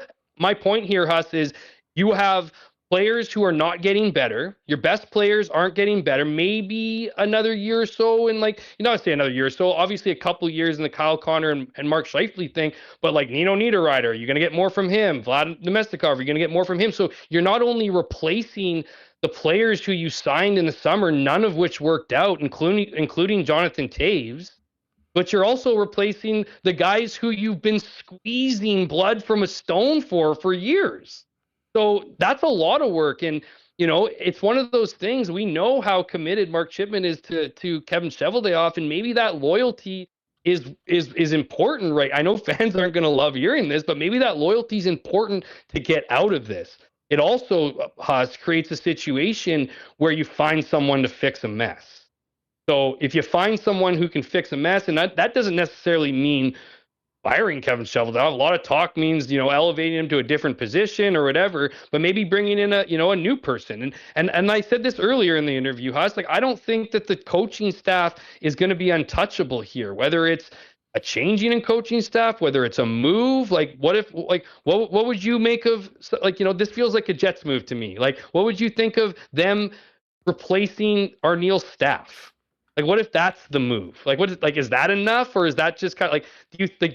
I guess, Mike, I'm going to turn it back on you. What do you think kind of needs to be done to show some level of accountability, or at the very least, a message to fans, many of whom, maybe all of whom, are super frustrated with this year, to give them some kind of hope heading into the next season that this was a one-off, or at least not as drastic to their future as maybe we think it should be? I'll say this, and as I say, I've got a lot of time for Scott. I mean, he's done so much here in this market as a player, as a coach, captain of the Moose, head coach, and he's certainly earned his opportunity. And last year was a magical season. I mean, unfortunately, in his profession, sometimes seasons like this are really hard to bounce back from. And I guess to your bigger point, like, if we're going into next year with the same GM, the same head coach, the same people running the Moose, the same scouts, and all of that, it's going to be a really tough sell. I mean, you're basically saying, give us a mulligan.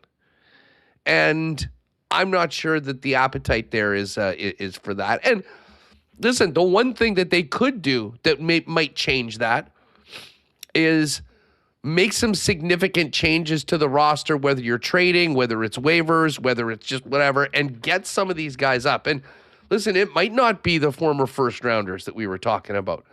Maybe it is Fajimo. Maybe it is Jared Anderson-Dolan. I mean, Mason Shaw, who's the captain of the team. David Gustafson.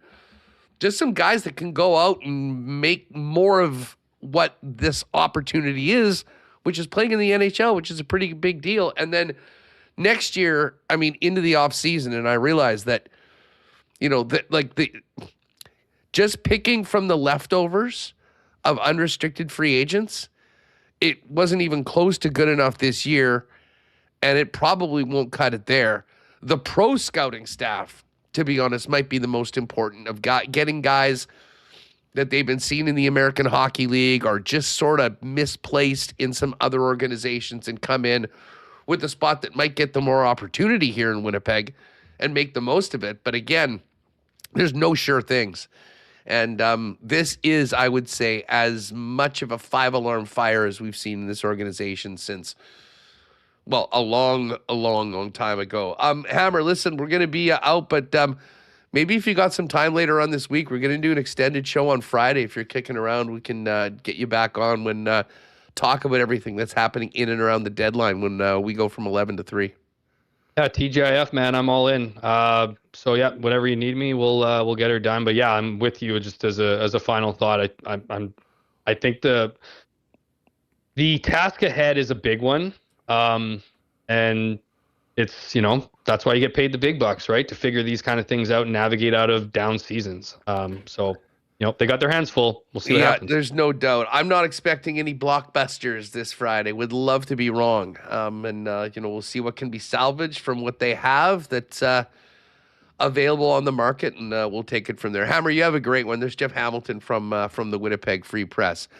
You know what's coming up this weekend? I've actually spent some time watching some spring training baseball on the weekend, and it was fun watching the Jays games last week because everyone was playing. Now you will not know anyone in these Jays lineups because it seems like half their team's playing in the WBC. We're going to get to that with Pat and Jake and Remis coming up, some of our favorite picks with an extended Coolbet segment. But first up, let's give a big shout out and thanks to sponsors, including our friends at Cleanline Plumbing, Heating, and Electrical. Cleanline is your one-stop shop with over 40 years of experience for the best in Winnipeg residential and commercial plumbing, heating, and electrical services. And much like the captain, Adam Lowry, they've got you covered 24/7 with emergency services. Remember the number, 204-500-2001 for Clean Line Plumbing, Heating, Electrical for all your needs, residential, commercial, and when you're in a jam. The gang at BP is ready to welcome Jet fans back. Of course, a Friday night game kicking off the weekend, 9:30 at the Duck Pond tomorrow. Head to your local BP. Jets pick a player contest for all Winnipeg Jet games. And of course, those ice cold schooners, world famous BP wings, gourmet pizzas, and more. Staying at home, you can always get the great taste of BP by ordering online at bostonpizza.com. And got to shout out our friends at Royal. What a run they had with the Olympic Games. Now we look ahead to the Stanley Cup playoffs, of course, and baseball season. Tons of new Jays and MLB gear coming in by the day. And as everyone's getting ready to maybe get out of town in and around spring break, don't forget Royal's amazing snowboard department with the best in deals on boots, bindings, decks, you name it. They've got it with the experts to help you get the right fit before you hit the slopes. It's all waiting for you at Royal Sports, 750 Pembina Highway. Follow them on Instagram at the latest merchandise drops and sale information. And just before we get to a little curling talk with John Cullen, let's give a big cheers to our friends at Winnipeg's favorite local brewery, Little Brown Jug. You train day in and day out, learning new techniques, approaching new concepts, and living out the thrill of achieving your goals. Building a craft beer is no different. While you spend your hours on the ice, we spend ours here, brewing our trademark beer. Again, again, and again. Here's to pushing the status quo and challenging ourselves to build something memorable. 1919 by Little Brown Jug.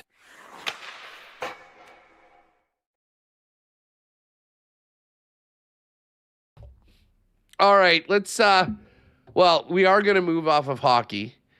We're going to dive into this WBC. I'm looking forward to talking to Jake and Pat about that. But let's bring the boys in from Coolbet, Jake Bolin, Pat Gregoire. And guys, we've just been bitching for the last 90 minutes about our hockey team here. Let's begin this segment with a bit of a misery loves company question. How are things in Leafs Nation after the resumption of the NHL schedule? Didn't look like a very good week for the blue and white either. We should have canceled the sport after we lost the gold. That's my official statement on hockey right now. We're on to baseball. Spring training's here. The WBC's here. We're in full swing of golf. Lacrosse is going on. Sports are great. We don't have to talk about hockey, okay, Huss? No, Jake, where's your have you guys are you like with us now just at peace with the fact that this is not going to be the year? You don't have to save up for playoff tickets. And let me ask you, Jake, though, like, what's the intrigue around this trade deadline? I mean, what are people looking for? Are the expectations high? Or is this just going to be a couple guys like we're talking about here on expiring contracts where you see if you can get something for them? Yeah, I mean, I think it's a mix among this, fan base here in Toronto. If you ask me, I think you sell as many pieces as you can, at a reasonable value, try to recoup some of the assets, stock the cupboards, as they say, which are very low stock right now in terms of picks and prospects. Build that up a little, and then hopefully you can make a quick turnaround. But yeah, it's been an ugly one for the Leafs. I'm now watching the bottom of the standings, Huss, and rooting for teams below the Leafs to win some games, rooting for the Leafs to continue to lose. And maybe, just maybe, they find their way into the lottery. They recoup their top 5 pick this year, and maybe they can turn this around quicker than a lot of people are expecting. Oh yeah, welcome to our neighborhood, buddy. Welcome to our neighborhood. So what, that pick that they traded for Brandon Carlo, is that top 5 protected? So they'll get it top 5 if they can get lucky into the lottery. Top 5, and it probably should have just been top 10. I don't know what was with the decision to go top 5.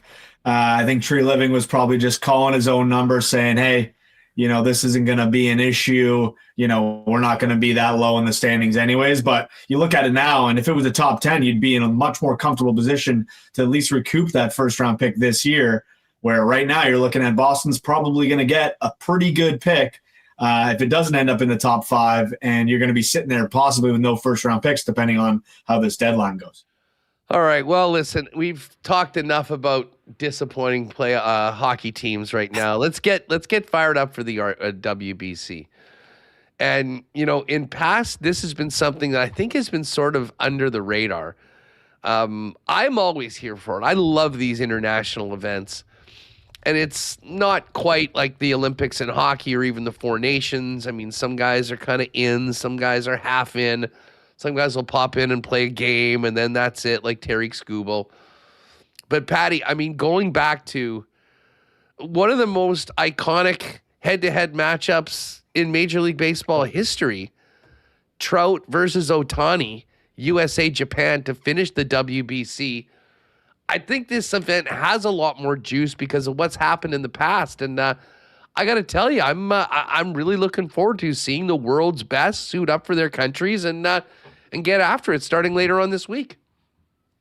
I think it's a great way to kind of integrate it into spring training as well. It's not like it's a physical sport from contact, I guess you can say, like, hockey is. Like, you'd never be able to do the Four Nations, like, leading right into a season. Teams just wouldn't sign off for that. But, this is a way for the guys to get into the swing of things. And anytime you put a nation's colors or a flag on the chest and hats of these guys are going to care. They're going to go for it, especially when you look at a lot of these proud nations. No doubt USA, we're going to want to gain some vengeance against Japan. But, even when you look at teams like the Dominican, Venezuela, like, there's a lot of pride on the line and a lot of really good baseball players going to be in this tournament. And let's not sleep on Canada as well. This might be one of the best rosters Canada has ever fielded before. And I'm sure there's going to be a lot of Canadians looking to garner some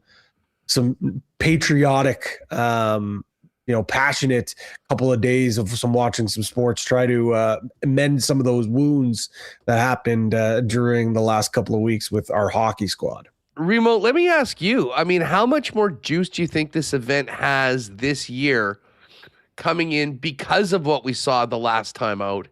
And obviously, how baseball has become such a massive international game. Like, you would love it to be like the Olympics where everyone is all in. But I have to admit, going through these rosters of most of the teams, I mean, it still is a pretty cool treat to be able to see so many of these top players play for their countries in an event that normally we'd just be watching, Grapefruit League games. Yeah, I feel like, first of all, we left off the MLBCs with one of the most classic games of all time with Blue Jays, Dodgers. So I think there's certainly an appetite for baseball. Right now, you're in a weird spot in the sports calendar. It's post-NFL. It's NHL trade deadline. Some teams playing out the string. NBA's a bit of a mess, and you're not quite into baseball. It seems like World Baseball Classic is something that sneaks up on you, but once it starts and once it gets underway, you're like, hey, man, this is pretty awesome. And I remember last time maybe not being the most excited, but when you're coming down to the final bunch of teams and you have Japan and you have USA, Dominican Republic is always a favorite. And one of the teams, the other teams, is it Canada going to make a surprise impact, or Puerto Rico, Venezuela, and you do have great players? I think it needs to get going for you to be like, yeah, this is pretty awesome, and we are going to have best on best baseball starting up this week.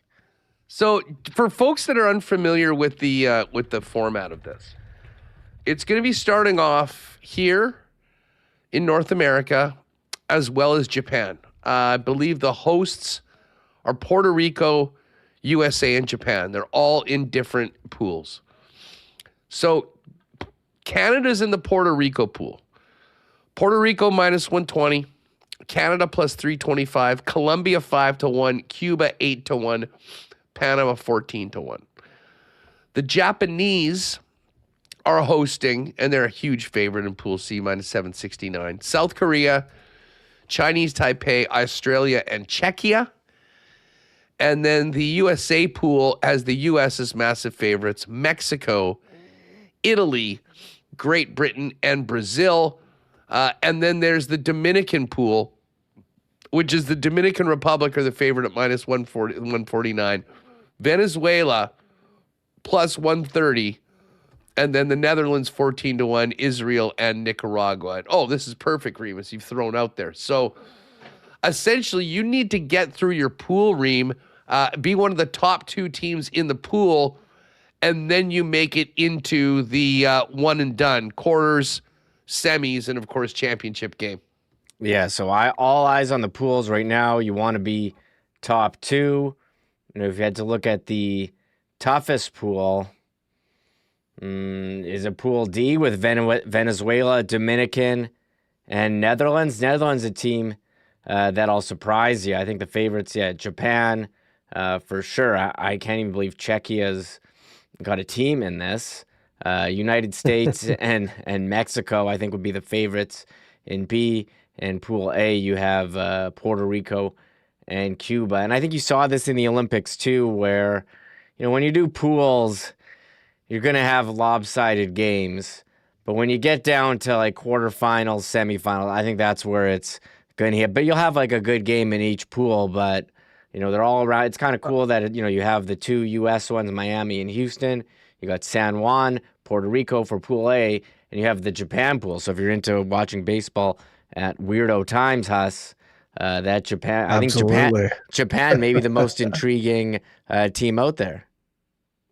Yeah, I would argue that I think Canada's pool, despite maybe what some of my bets might be here in a little bit, that might be considered the group of death, and maybe not the best teams in that pool, but the closest when it comes from odds. As you mentioned, Puerto Rico, the favorites to win that division, but also they're favorites to advance at minus 357, Canada plus 105, and then Cuba plus 150, Colombia plus 170, and Panama plus 500. When you look at all the other second and last place, you're looking at big time odds like Nicaragua 25-1, Israel 25-1, Great Britain 22-1, 28-1. So I think that Pool A might be considered that group of death. With that being said, though, guys, I think this is Canada's best shot to advance maybe ever. The Canadian team, I'm just pulling them up. And Jake, before I get your thoughts on this, the pitching staff includes, a bunch of guys, frankly, that are actually technically born in the USA, which is sort of funny. This is not quite like the Olympics where it comes to playing on particular teams. But James Paxton, Jamison Talon, Soroka, Cal Quantrill, Matt Wilkinson, all part of that group. We do have the Naylor brothers, which is nice. Bo Naylor catching, Josh Naylor playing in the infield. Listen, not having Freddie Freeman hurts. Big time. He's such a huge player, but Tyler O'Neill's there. Rod Black's kid, Tyler Black, also, who made his major league debut last year in the mix. Adam Hall, Matt Davidson. And then, of course, Denzel Clark in the field. I mean, listen, if defense counts for anything, we're in good shape. It's just a matter of getting the hits. And the good old skipper, Jake, Ernie Witt, backing our team. Toronto Blue Jays legend, filling the shoes going forward. But, Canada does have some Major League talent on the team. They are in a tough group. They're plus 105 to advance. I think that's going to be the homer play to play, which I probably will just out of patriotism. Yeah. But as Pat mentioned, having the Cubans, Colombians in there, it is probably the most wide open group, at least who gets through outside of the Puerto Ricans. Have you seen the rest of the staff, guys? It's all time. They've got Paul Quantrill, pitching coach, Russell Martin, first base coach, Justin Morneau is the hitting coach, Stubby Clapp is the third coach. Pan Am Games hero. Yes, all-time vibes team coming in here for Canada.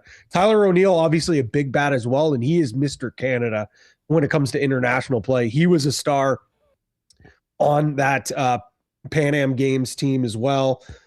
And Edward Julian is also a sneaky good player as well, who's going to be in that infield as well. So I'm super biased. I guess I can start one of my first best bets. I'll say it. out of order here. But Canada, plus 105 to advance. I really like it. I think it's a bit of a homer play just because I do think it is a tough pool to come out of. But this is probably the worst Cuba and Colombia team that has been fielded in the last couple of years as well. So take the plus money. You get to cheer for your Canadian team. Like I said, maybe some good positive vibes come from the WBC to make us forget a little bit about the last couple of big Canadian games we've had to watch as a nation. Oh, yeah. Listen, the Game 7 of the World Series, don't even know what you're talking about. Game 6 either. That's so far in the rearview mirror. If we want to really open up the wounds, we go to last weekend's hockey game against the United States. Jake, here's my question.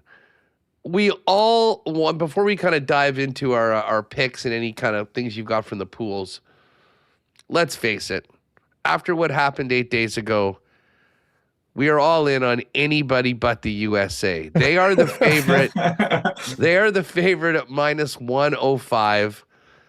Can the Japanese do it again? The DR, Dominican Republic, at plus 450 with the talent that they have, could they be the team? Kind of hard to look at the Venezuelans or even the Puerto Ricans, and certainly Mexico, Canada, being able to go toe-to-toe with the United States. But if you're not taking the chalk and looking for a winner of the event outside of it, thoughts on Japan or the Dominican Republic or maybe somebody else at a bigger number? Yeah, Huss, when I'm building out my card, I'm kind of looking at value, right? And you look at the USA at minus 105, like anything can happen in a baseball game. I think we've seen it. Like sometimes the ball just doesn't bounce your way. And to take the US at that number pre-tournament, I couldn't pull the trigger on something like that. So, I go down the board. Japan, they won it last time around in 23. Really good squad, obviously captained by, Ohtani with the bat, and then Yamamoto as their ace. You look down to the Dominican Republic. I'm a big fan of them, Huss. They got the absolute power. Like, this feels like a team where you're just going to bet the overs. Maybe it's their team total over, maybe it's the game over, but this could absolutely be games that they could be winning by scoring 9-10 runs just because of the guys they got. Soto, Vladimir Guerrero Jr., Manny Machado, Fernando Tatis. Like, these guys can absolutely swing the bat. The pitching is a little suspect for the Dominican, but I think they can score their way out of some of these problems. So actually, if I'm going to go with a winner right now, Huss, we're sitting here talking about it, I think I'm taking Dominican plus 450. I like that number. I think they're going to care. A lot of these guys kind of coming into their prime. I didn't even mention Julio Rodriguez, also center field for that team. So, a lot of these guys we've seen have top postseason prowess in Soto, Rodriguez, Vladdy, and then they're going to come into a tournament like this, young, fresh, ready to go to start the season. I think they can have a big tournament. I like the number at plus 450. Yeah, Reem, I would naturally lean to the Japanese, with their lineup. The concern I have is how many of their pitchers aren't pitching, including Shohei Ohtani. He will not be pitching in this event. He's on the roster as a DH. There's no Roki Sasaki. Yamamoto will, I guess, get a start. We'll see whether he's their guy when you get into. He'll just pitch every game. Well, listen, we're familiar in the World Series. I'm not sure whether he'll just pitch 100 innings to do of that. Perfect baseball. But Reem, they're kind of leaning on that second tier of pitching, including my guy, Yusei Kikuchi. I'm just not sure that they have the arms, considering who's not going to be in the mix with the Japanese. Yeah, I think that's what stands out about Japan, not the MLB stars who are not there. You mentioned Ohtani missing with the arm, Roki Sasaki, Shota Imanaga. He's a pretty good pitcher himself, but you do have Yusei Kikuchi, veteran MLB pitcher, Yamamoto, and you do have other guys. Japan has guys in their own league, Nippon Professional Baseball League, that are pretty good. They do have some MLB bats, and if you're a Blue Jays fan, you're going to want to tune into Japan, see what Okamoto can bring. Seiya Suzuki's in there, Yoshida, outfield bat as well. So I think they're pretty strong. You look at their pool, they're for sure favorite to advance over Czechia, Chinese Taipei, Australia, South Korea. Japan always has someone who comes out and surprise you. And I think we're going to see some of their own homegrown talent in this one here as they advance, as we look towards the quarterfinal and semifinal. All right, let's get to some of our favorite picks on the card. Oh, yeah, go for it, Jake. The last thing I'll say about Japan, these pitchers that you don't really know of, I was watching a video and doing a little research on these guys. Hiromi Ito, I believe, led the Japan League last year in strikeouts, and Koki Kitayama was like top 3 in ERA in the Japan League. These are top leagues over in Asia. Like these are no slouches. These are just guys you just haven't heard of, right? The other guy to keep an eye out for, Hiroa Miyagi. He's 5'7". He's listed on this. I think he throws 100. The guy's a mutant. Like he's this like stocky, short guy, and he throws 100. So keep an eye on him. Hiroa Miyagi for the Japanese. Just because we don't know the names, there's some legit guys playing for Japan in this tournament. Well, and just while we're on Japan, one other guy that Jays fans are going to want to watch is the big guy Okamoto, who's already had a nice start to spring training. Kazuma Okamoto, baby. He'll be playing there. So, Patty, let's start off with you. I mean, I'm with you on Canada to advance. That's going to sort of be the fun home play, cheering on the Canadians. What else hits your card when we look at futures for the WBC? Which, by the way, you have until Wednesday morning at 1. That's when the first game, the Aussies playing Chinese Taipei out in Japan. So I too am on Japan plus 350. We spent a lot of time on there. Don't need to go into that as too much. 2 outrights. So them and Dominican at plus 450. I think those 2 are the teams that have the best chance to take down this very talented U.S. team. You went over it really well, Jake, but also Albert Pujols is managing this really talented group for the Dominican. And Jake, you bring up a great point. This might be an auto over considering their pitching staff isn't great. I think that's the play. Every single game, bet the over. It'll be a lot of fun. And I don't know if this counts as an official play for us because normally with WST winners, we got to be around that, minus 120. But maybe we'll see if we can get a boosted number on this because I was shocked. Dominican to win their pool, minus 149. I thought that would be a much longer number. So if maybe we can get that boosted up a little bit.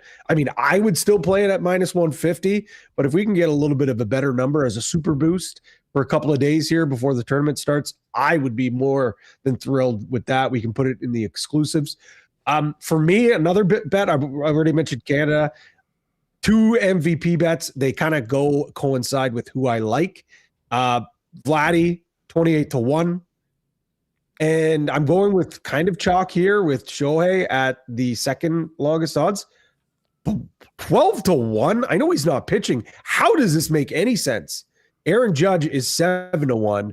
Ohtani is 12-1. Should those 2 not be closer together? Like, am I taking crazy pills here? I know he's not double duting like we saw last time, but like Japan wins this thing. Maybe you see Yamamoto win. He's at 30-1, which actually isn't a terrible play, but I don't know, man. 12-1 for Shohei to win the MVP seems like we're talking crazy town here. Yeah, it's funny you say that because when you look at the MVP odds that Remis has up there, I mean, I guess Judge, he's the captain of the Team USA, and they're the favorites. Sure, Ohtani, no brainer. I mean, with what he's able to do at the bat, like Tarik Skubal is going to pitch 1 game, and that's do not bet. Do not bet Tarik Skubal. I think that's 13-1 is just a stupid number. I think he's going to pitch against Italy, Great Britain, and that'll be the end of Great Britain. Oh yeah, is that who it was? Yeah. And he said that he hopes they might won the game. It won't matter. Like he's going to go back to spring training, and then he said, "Oh, you might come back for the final or something like that, just to be watch. there with the guys." So he's a cross off. The guy that is going to be the horse that seems all in on this is Paul Skeens, but I just have a hard time looking at any pitcher in this tournament, knowing that how few, like if the guy pitches in the quarters, he's probably not pitching in the final. Like, they just have a limited amount of innings for these guys to go out. So I think the smart money is probably diving in on some of the top bats. And obviously Ohtani would be at the top of that list. What else do you like, Jake? Yeah, I mean, we're talking MVP. We might as well stay right there. I was looking at the history. Tony did win the MVP last time around, but he did pitch as well as bat. He had the closing inning against the closing out for sure against Trout there in a great little one-on-one matchup back when they were Angels teammates. I went back to 2017. You know who won the WBC MVP in 2017? We're familiar with him. A guy who used to play for the Blue Jays. Marcus Stroman was the 2017 WBC MVP. Yeah, he pitched a great game in the finals. I think they ended up winning 8-0. That's the USA's only win of the WBC. Now it's only been around. This is the 20th year anniversary. They've only played 5 tournaments. So this is, if you feel like, oh, why have I don't really hear much about this? It's relatively new and it doesn't really come around super often. So it's kind of an interesting tournament. You get a feel for what these different countries have to show. With me being on the Dominican Republic as a team to win, I kind of move my way down the list in MVPs because the MVPs have come from the winning teams. That's just what's happened previously in this tournament. So all 5 tournament winners have had their MVPs come from their teams. So, you work down to the Dominican guys. Well, Juan Soto, 25-1, I think is great value. He had a great run with the Yankees a couple years ago in the playoffs. I know the Mets didn't make the playoffs last year, so we didn't see him in that setting. Vladdy, he's a slower start guy. He really got going late last season. Can he carry that over from the World Series into the WBC? He's 28-1. And then if you work a little bit further down the list, you get a guy like J-Rod, 35-1. Manny Machado, 55-1. Like, I think there's some good value, especially if you like the Dominican, you think they can make a run at this thing, get to the finals and possibly win it. I think there's some good value on some of their big bats to try to make a big impact, especially given, like we talked about, their pitching isn't as strong as some of these other nations. So, yeah, I'm looking down the board. I think Soto's probably my number one. I know he's kind of the chalk for the Dominicans, but at 25-1, I think it's still really good value on a guy that could be leading this team to a championship if they make it that far. Yeah, just while you were going through that, I'm with you. And I'm looking at this Venezuela squad. And the Venezuela team, who is, I guess they are the 4th favorite at 11-1, makes sense when you look at how many of the the studs that they've got. My guy Salvi will be behind the plate, he and Contreras.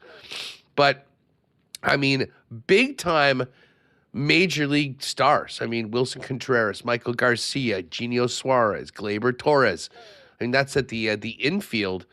And then Abreu, Acuna Jr. amongst their they probably don't have the depth, but they have some of the certainly some of the biggest stars in and around. And that DR team, as you guys mentioned when you dive in, I mean, how about this outfield?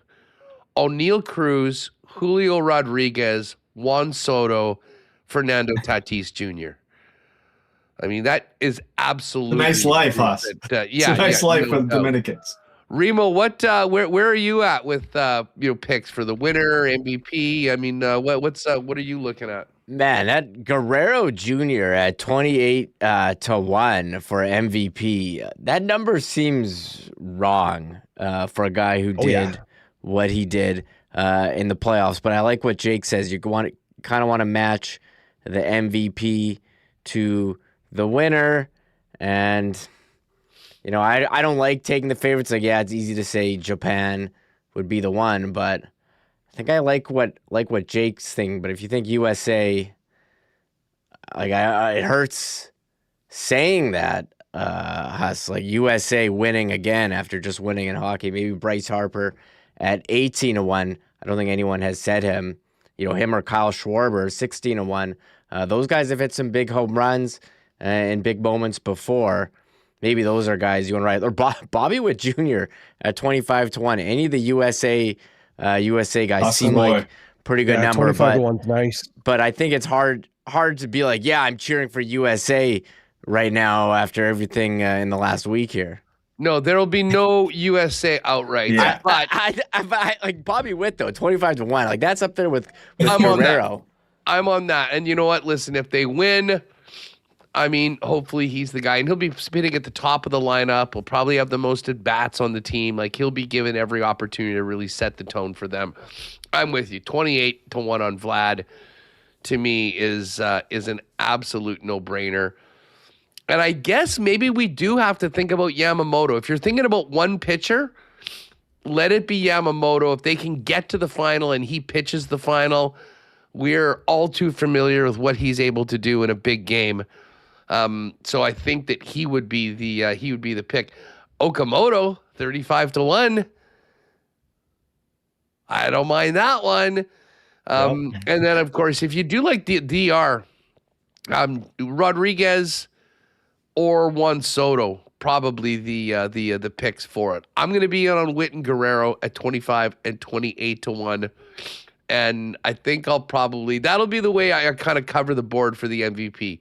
Witt from the USA, Vladdy from the Dominican, and we'll go with Yamamoto. I have a lot of time for Shohei at 12-1, though. Again, if they can do it. As far as the other plays, we talked about this one. I mean, I think that Canada at plus 105 to advance is going to be a fun one to sort of follow the team and cheer on. I mean, with Puerto Rico being sort of an iffy favorite in that group, but I think live to lose to other teams, there is a path to, maybe winning the pool at 4-1. At 3-1, I should say. Canada plus 325 if you want to get a little crazy. Although Puerto Rico at minus 120 of all the favorites, I mean, not a really chalky number. Might be worthwhile. But I'm with you guys. What if we do this, Patty? How about this for a pre? And I don't know how this would work, but what if we do a exclusive or combo card? Canada to advance from their group, and either Japan or the Dominican Republic to win the whole thing. Okay, so we definitely should be able to get that priced up. It'll have to be an exclusive, but that absolutely could work for sure. And I love that. I love that. Because at the end, we're going to be cheering for Canada. Hopefully they can get out of their group. We don't expect Canada to be there in the final. We expect the U.S. to be there, and essentially we've got two out. So, I mean, obviously it'll be less, like one's plus 350, one's plus 450. But, you're combining a plus money number with another plus money number. And as far as the cheering nature of it, we'll have a piece of DR, we'll have a piece of Japan, and whoever ends up playing the U.S. in the final, which is in all likely what's going to happen, we will be heavily incentivized for the USA to lose.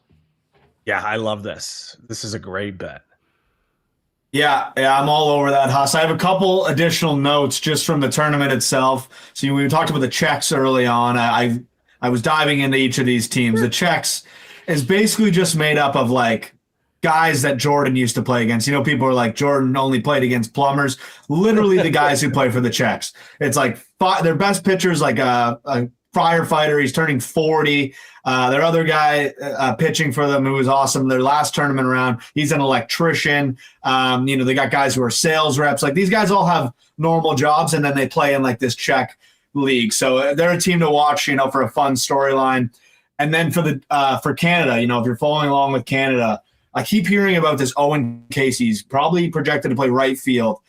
He's a top 50 prospect in baseball right now. Just got traded from the Cubs to the Marlins. So keep an eye on him. He's listed at 6'4", 190. So a big boy playing right field on the Canadian squad. So keep your eye out for Owen Casey. He could have a nice little tournament, hopefully lead Canada to that advancement out of pool play. And I think it'd be their first time advancing out of pool play if they find a way to get it done at this event. It would. Yeah, it would be. They have not done that yet. I do have one other advancement bet, and it's from Pool C. I'm riding with Koreans. I mean, Japan will be there. South Korea is minus 110. Chinese Taipei plus 210. Australia plus 250. And then the Czechs, as you mentioned. Listen, the KBO is a legit league. There's lots of good players there. I think that they have a leg up on Chinese Taipei and certainly the Aussies or the Czechs. So again, we just need second place in the pool to get out of it. I think we will see the Koreans a minus 110. I kind of figured that would be more like minus 200. So I do definitely like that number. So folks, if you get on over World Baseball Classic, all the futures are up there. The winner advance from the pool, and then where we're really going to have some fun is these MVP bets. They are all up right there. And the first game, as I mentioned, I've just got the schedule right here. First game of the tourney, March the 4th. That's Wednesday night. It's actually going to be even earlier here. It's 9 o'clock at night. I thought it was 1 in the morning. But yeah, 9 p.m. Central, 10 p.m. Eastern. I'm sure it'll be on Sportsnet. Chinese Taipei versus Australia. Canada's first game, I see they're playing the Phillies in exhibition games on the 4th.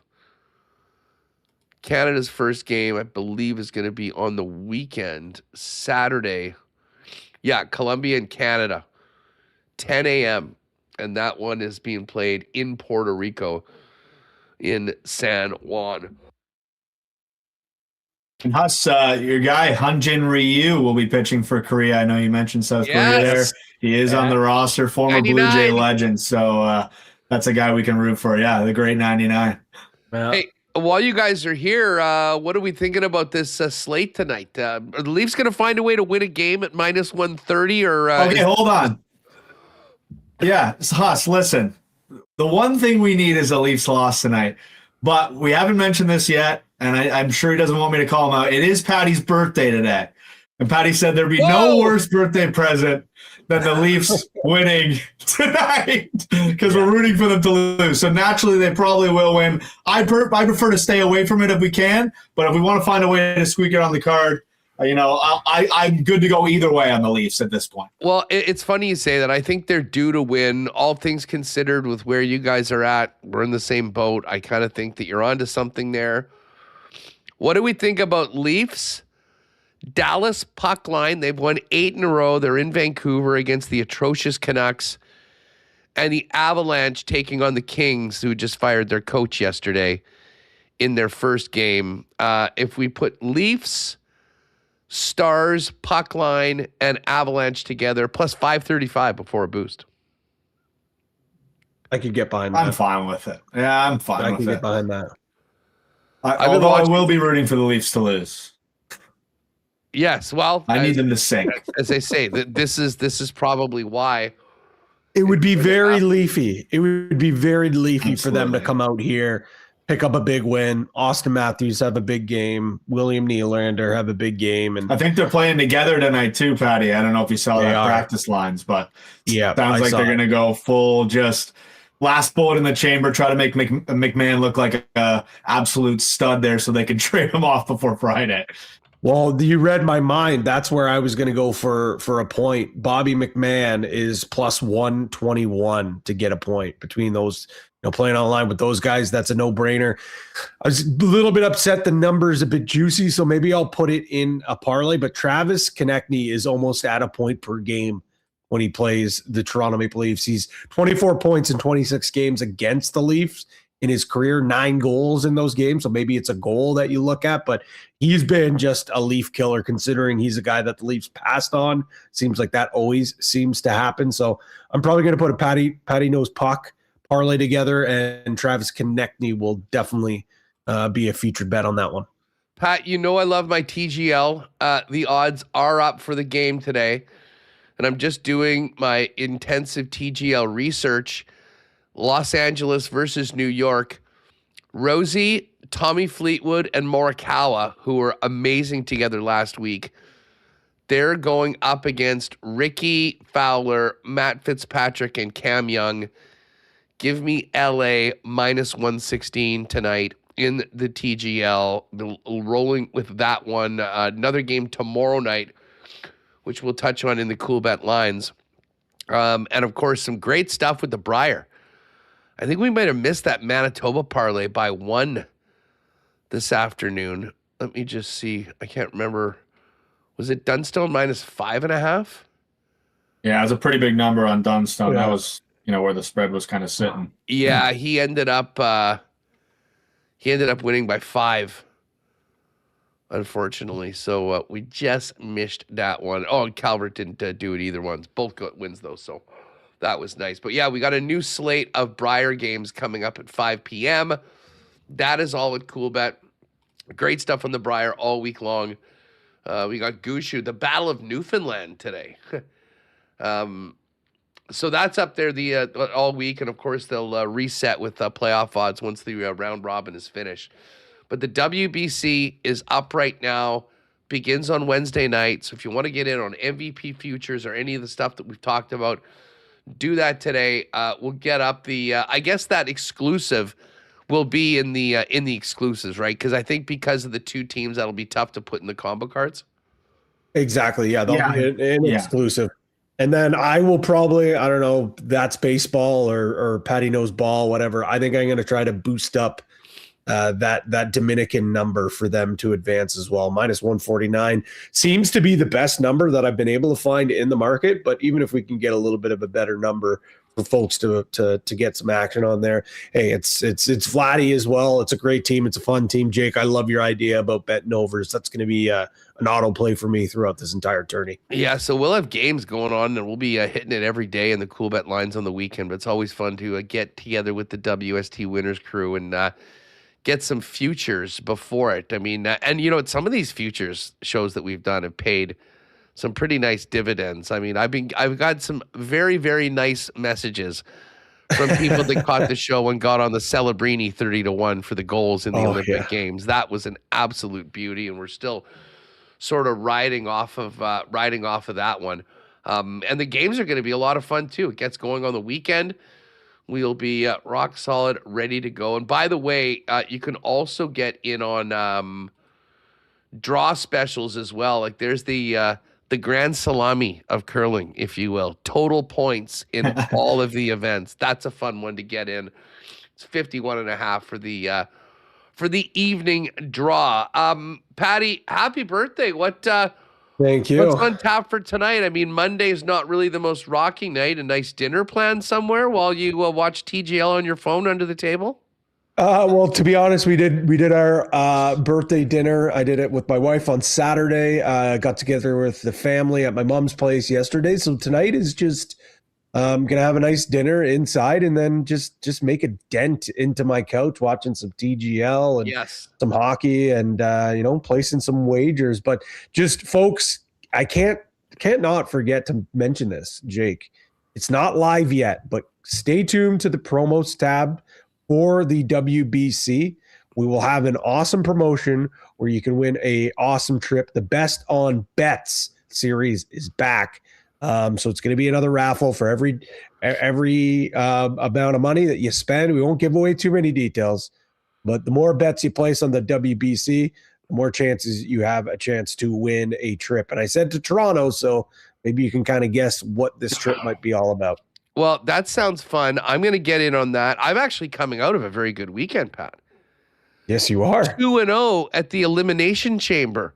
Yes, I saw that. Randy Orton 2-1. And when I saw the odds change so much to Rhea Ripley, you know what I ended up doing is going with Tiffy Time to be the iron person. Oh, nice. It was a better number anyways, plus 150. Yeah. Hit that as well. And then, of course, now listen, RIP to your Shane Lowry outright. That is bad. But at least there was a silver lining for us. Brooks hits the top 10. Both Højgaard boys, who we needed top 20, get into the top 10. Yep. So the fact that we were not on the winner at the Cognizant, still very profitable for us for the golf tournament. That was really kind of a wide open one. And a lot of people, though, had a piece of Nico Echeverria. I will say that. It was a good weekend for the community with him coming up big. Oh, yeah. A lot of tickets online there. It was tough for me. Aaron Rye just missed out. He was even on Sunday. Just missed out on the top 20. That was a little bit of a disappointment. But no, I wrote a couple of those. Brooksy was big for us. And we got the API, the Arnold Palmer. And we got a couple of tournaments. Puerto Rico as well. I think there's a live tournament. So I don't know if I'm coming on the program on Wednesday, but I know it's a big golf week for us with some of the big boys. Let's dive into that on Wednesday. That will be that will be perfect. But we wanted to make sure we got this done right out of the gate and give people a couple days before the tournament to start getting in on the WBC. Jake, anything else for the people? Yeah, listen, I know we're running long, Huss. One last thing. Yesterday, I checked my calendar and I look and I said, oh, It's March, baby. It's almost time for March Madness. I'm ready to roll. 2 big games tonight, okay? Let me tee them up for you. Duke at NC State. Duke's the number 1 team in the country. They've been on an absolute tear as of late. They're pretty big favorites. I think almost double digits, if not double digits right now on the road at NC State. And then Iowa State's going to Arizona, the number 4 going to the number 2 in the country tonight. So 2 monster games. If you want to get your feet wet before March Madness, before the conference tournaments, great opportunity to do it tonight. There'll be plenty of opportunities throughout the week as we kind of approach conference tournament time. And I'm looking forward to it. I'm excited about the Razorbacks, even though Florida absolutely stomped them over the weekend. Florida is a team you don't want to mess with right now. Check out the futures as well if you want to get a piece of somebody before things get going here. There's a lot of good teams this year. It's going to be a really fun madness. We're going to fill out those brackets. We're going to have a really good time. So, I know we've touched on basically every sport we possibly can today. But I figured I got to squeeze in a little bit of madness since we have turned to March. Yeah, there is a whack-load of games tonight, and Duke is a 9.5-point favorite on the road at NC State. For those of you that want to get in on that. Fellas, great stuff. We'll chat later on the week. Patty, looking forward to getting back in the golf lab with you on Wednesday and hopefully having another good weekend. You guys have a great one. See you guys. Thank you. Good stuff. Lots of fun with the Coolbet boys today. There was an early game today in the NHL, actually. We're 9:16 left in the third period. The Wings up on the Predators. That was basically a pick 'em. I got Detroit. Hopefully they can hold on. By the way, I do want to thank our friends at the HSC Foundation and remind you all that right now the Fund a Need campaign is well underway.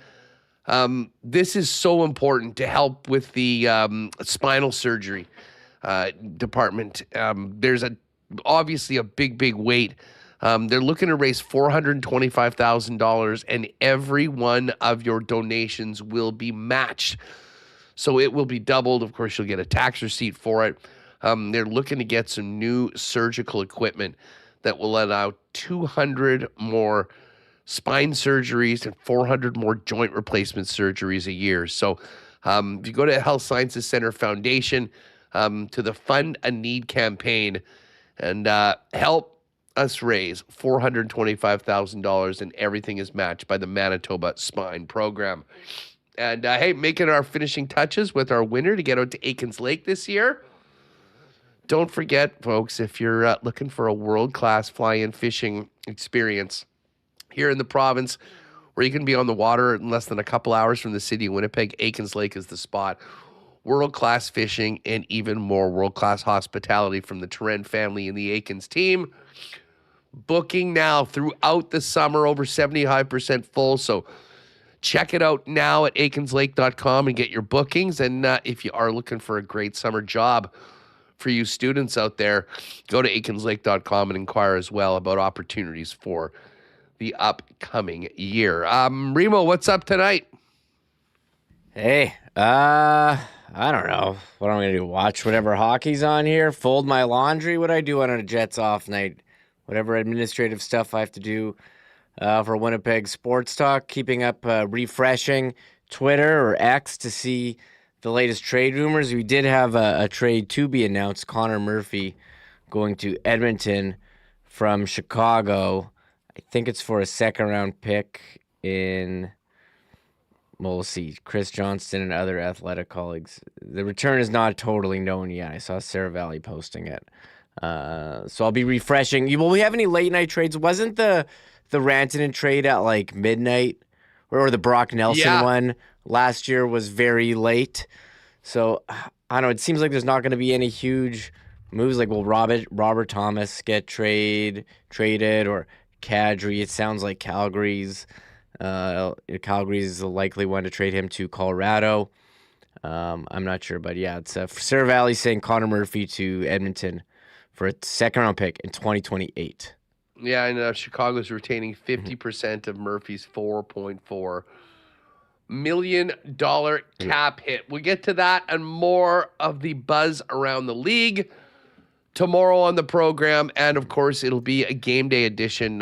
Those Chicago Blackhawks without Connor Murphy, with Connor Bedard in to play the Jets tomorrow at CLC. Yeah, there was some other breaking news, Hassan. This is going to apply to sports fans. BC government just putting out there in the last hour, once the clocks move forward this month, they're not going back. So in winter now in BC, it's going to be mountain time, and they'll be back on Pacific time. So from November to March, I guess Canucks games will be starting at 8 p.m. in Winnipeg, Canucks home games. Really? Yeah, I guess they've been talking about this time change there for a while. We've talked about it here, about only being daylight savings.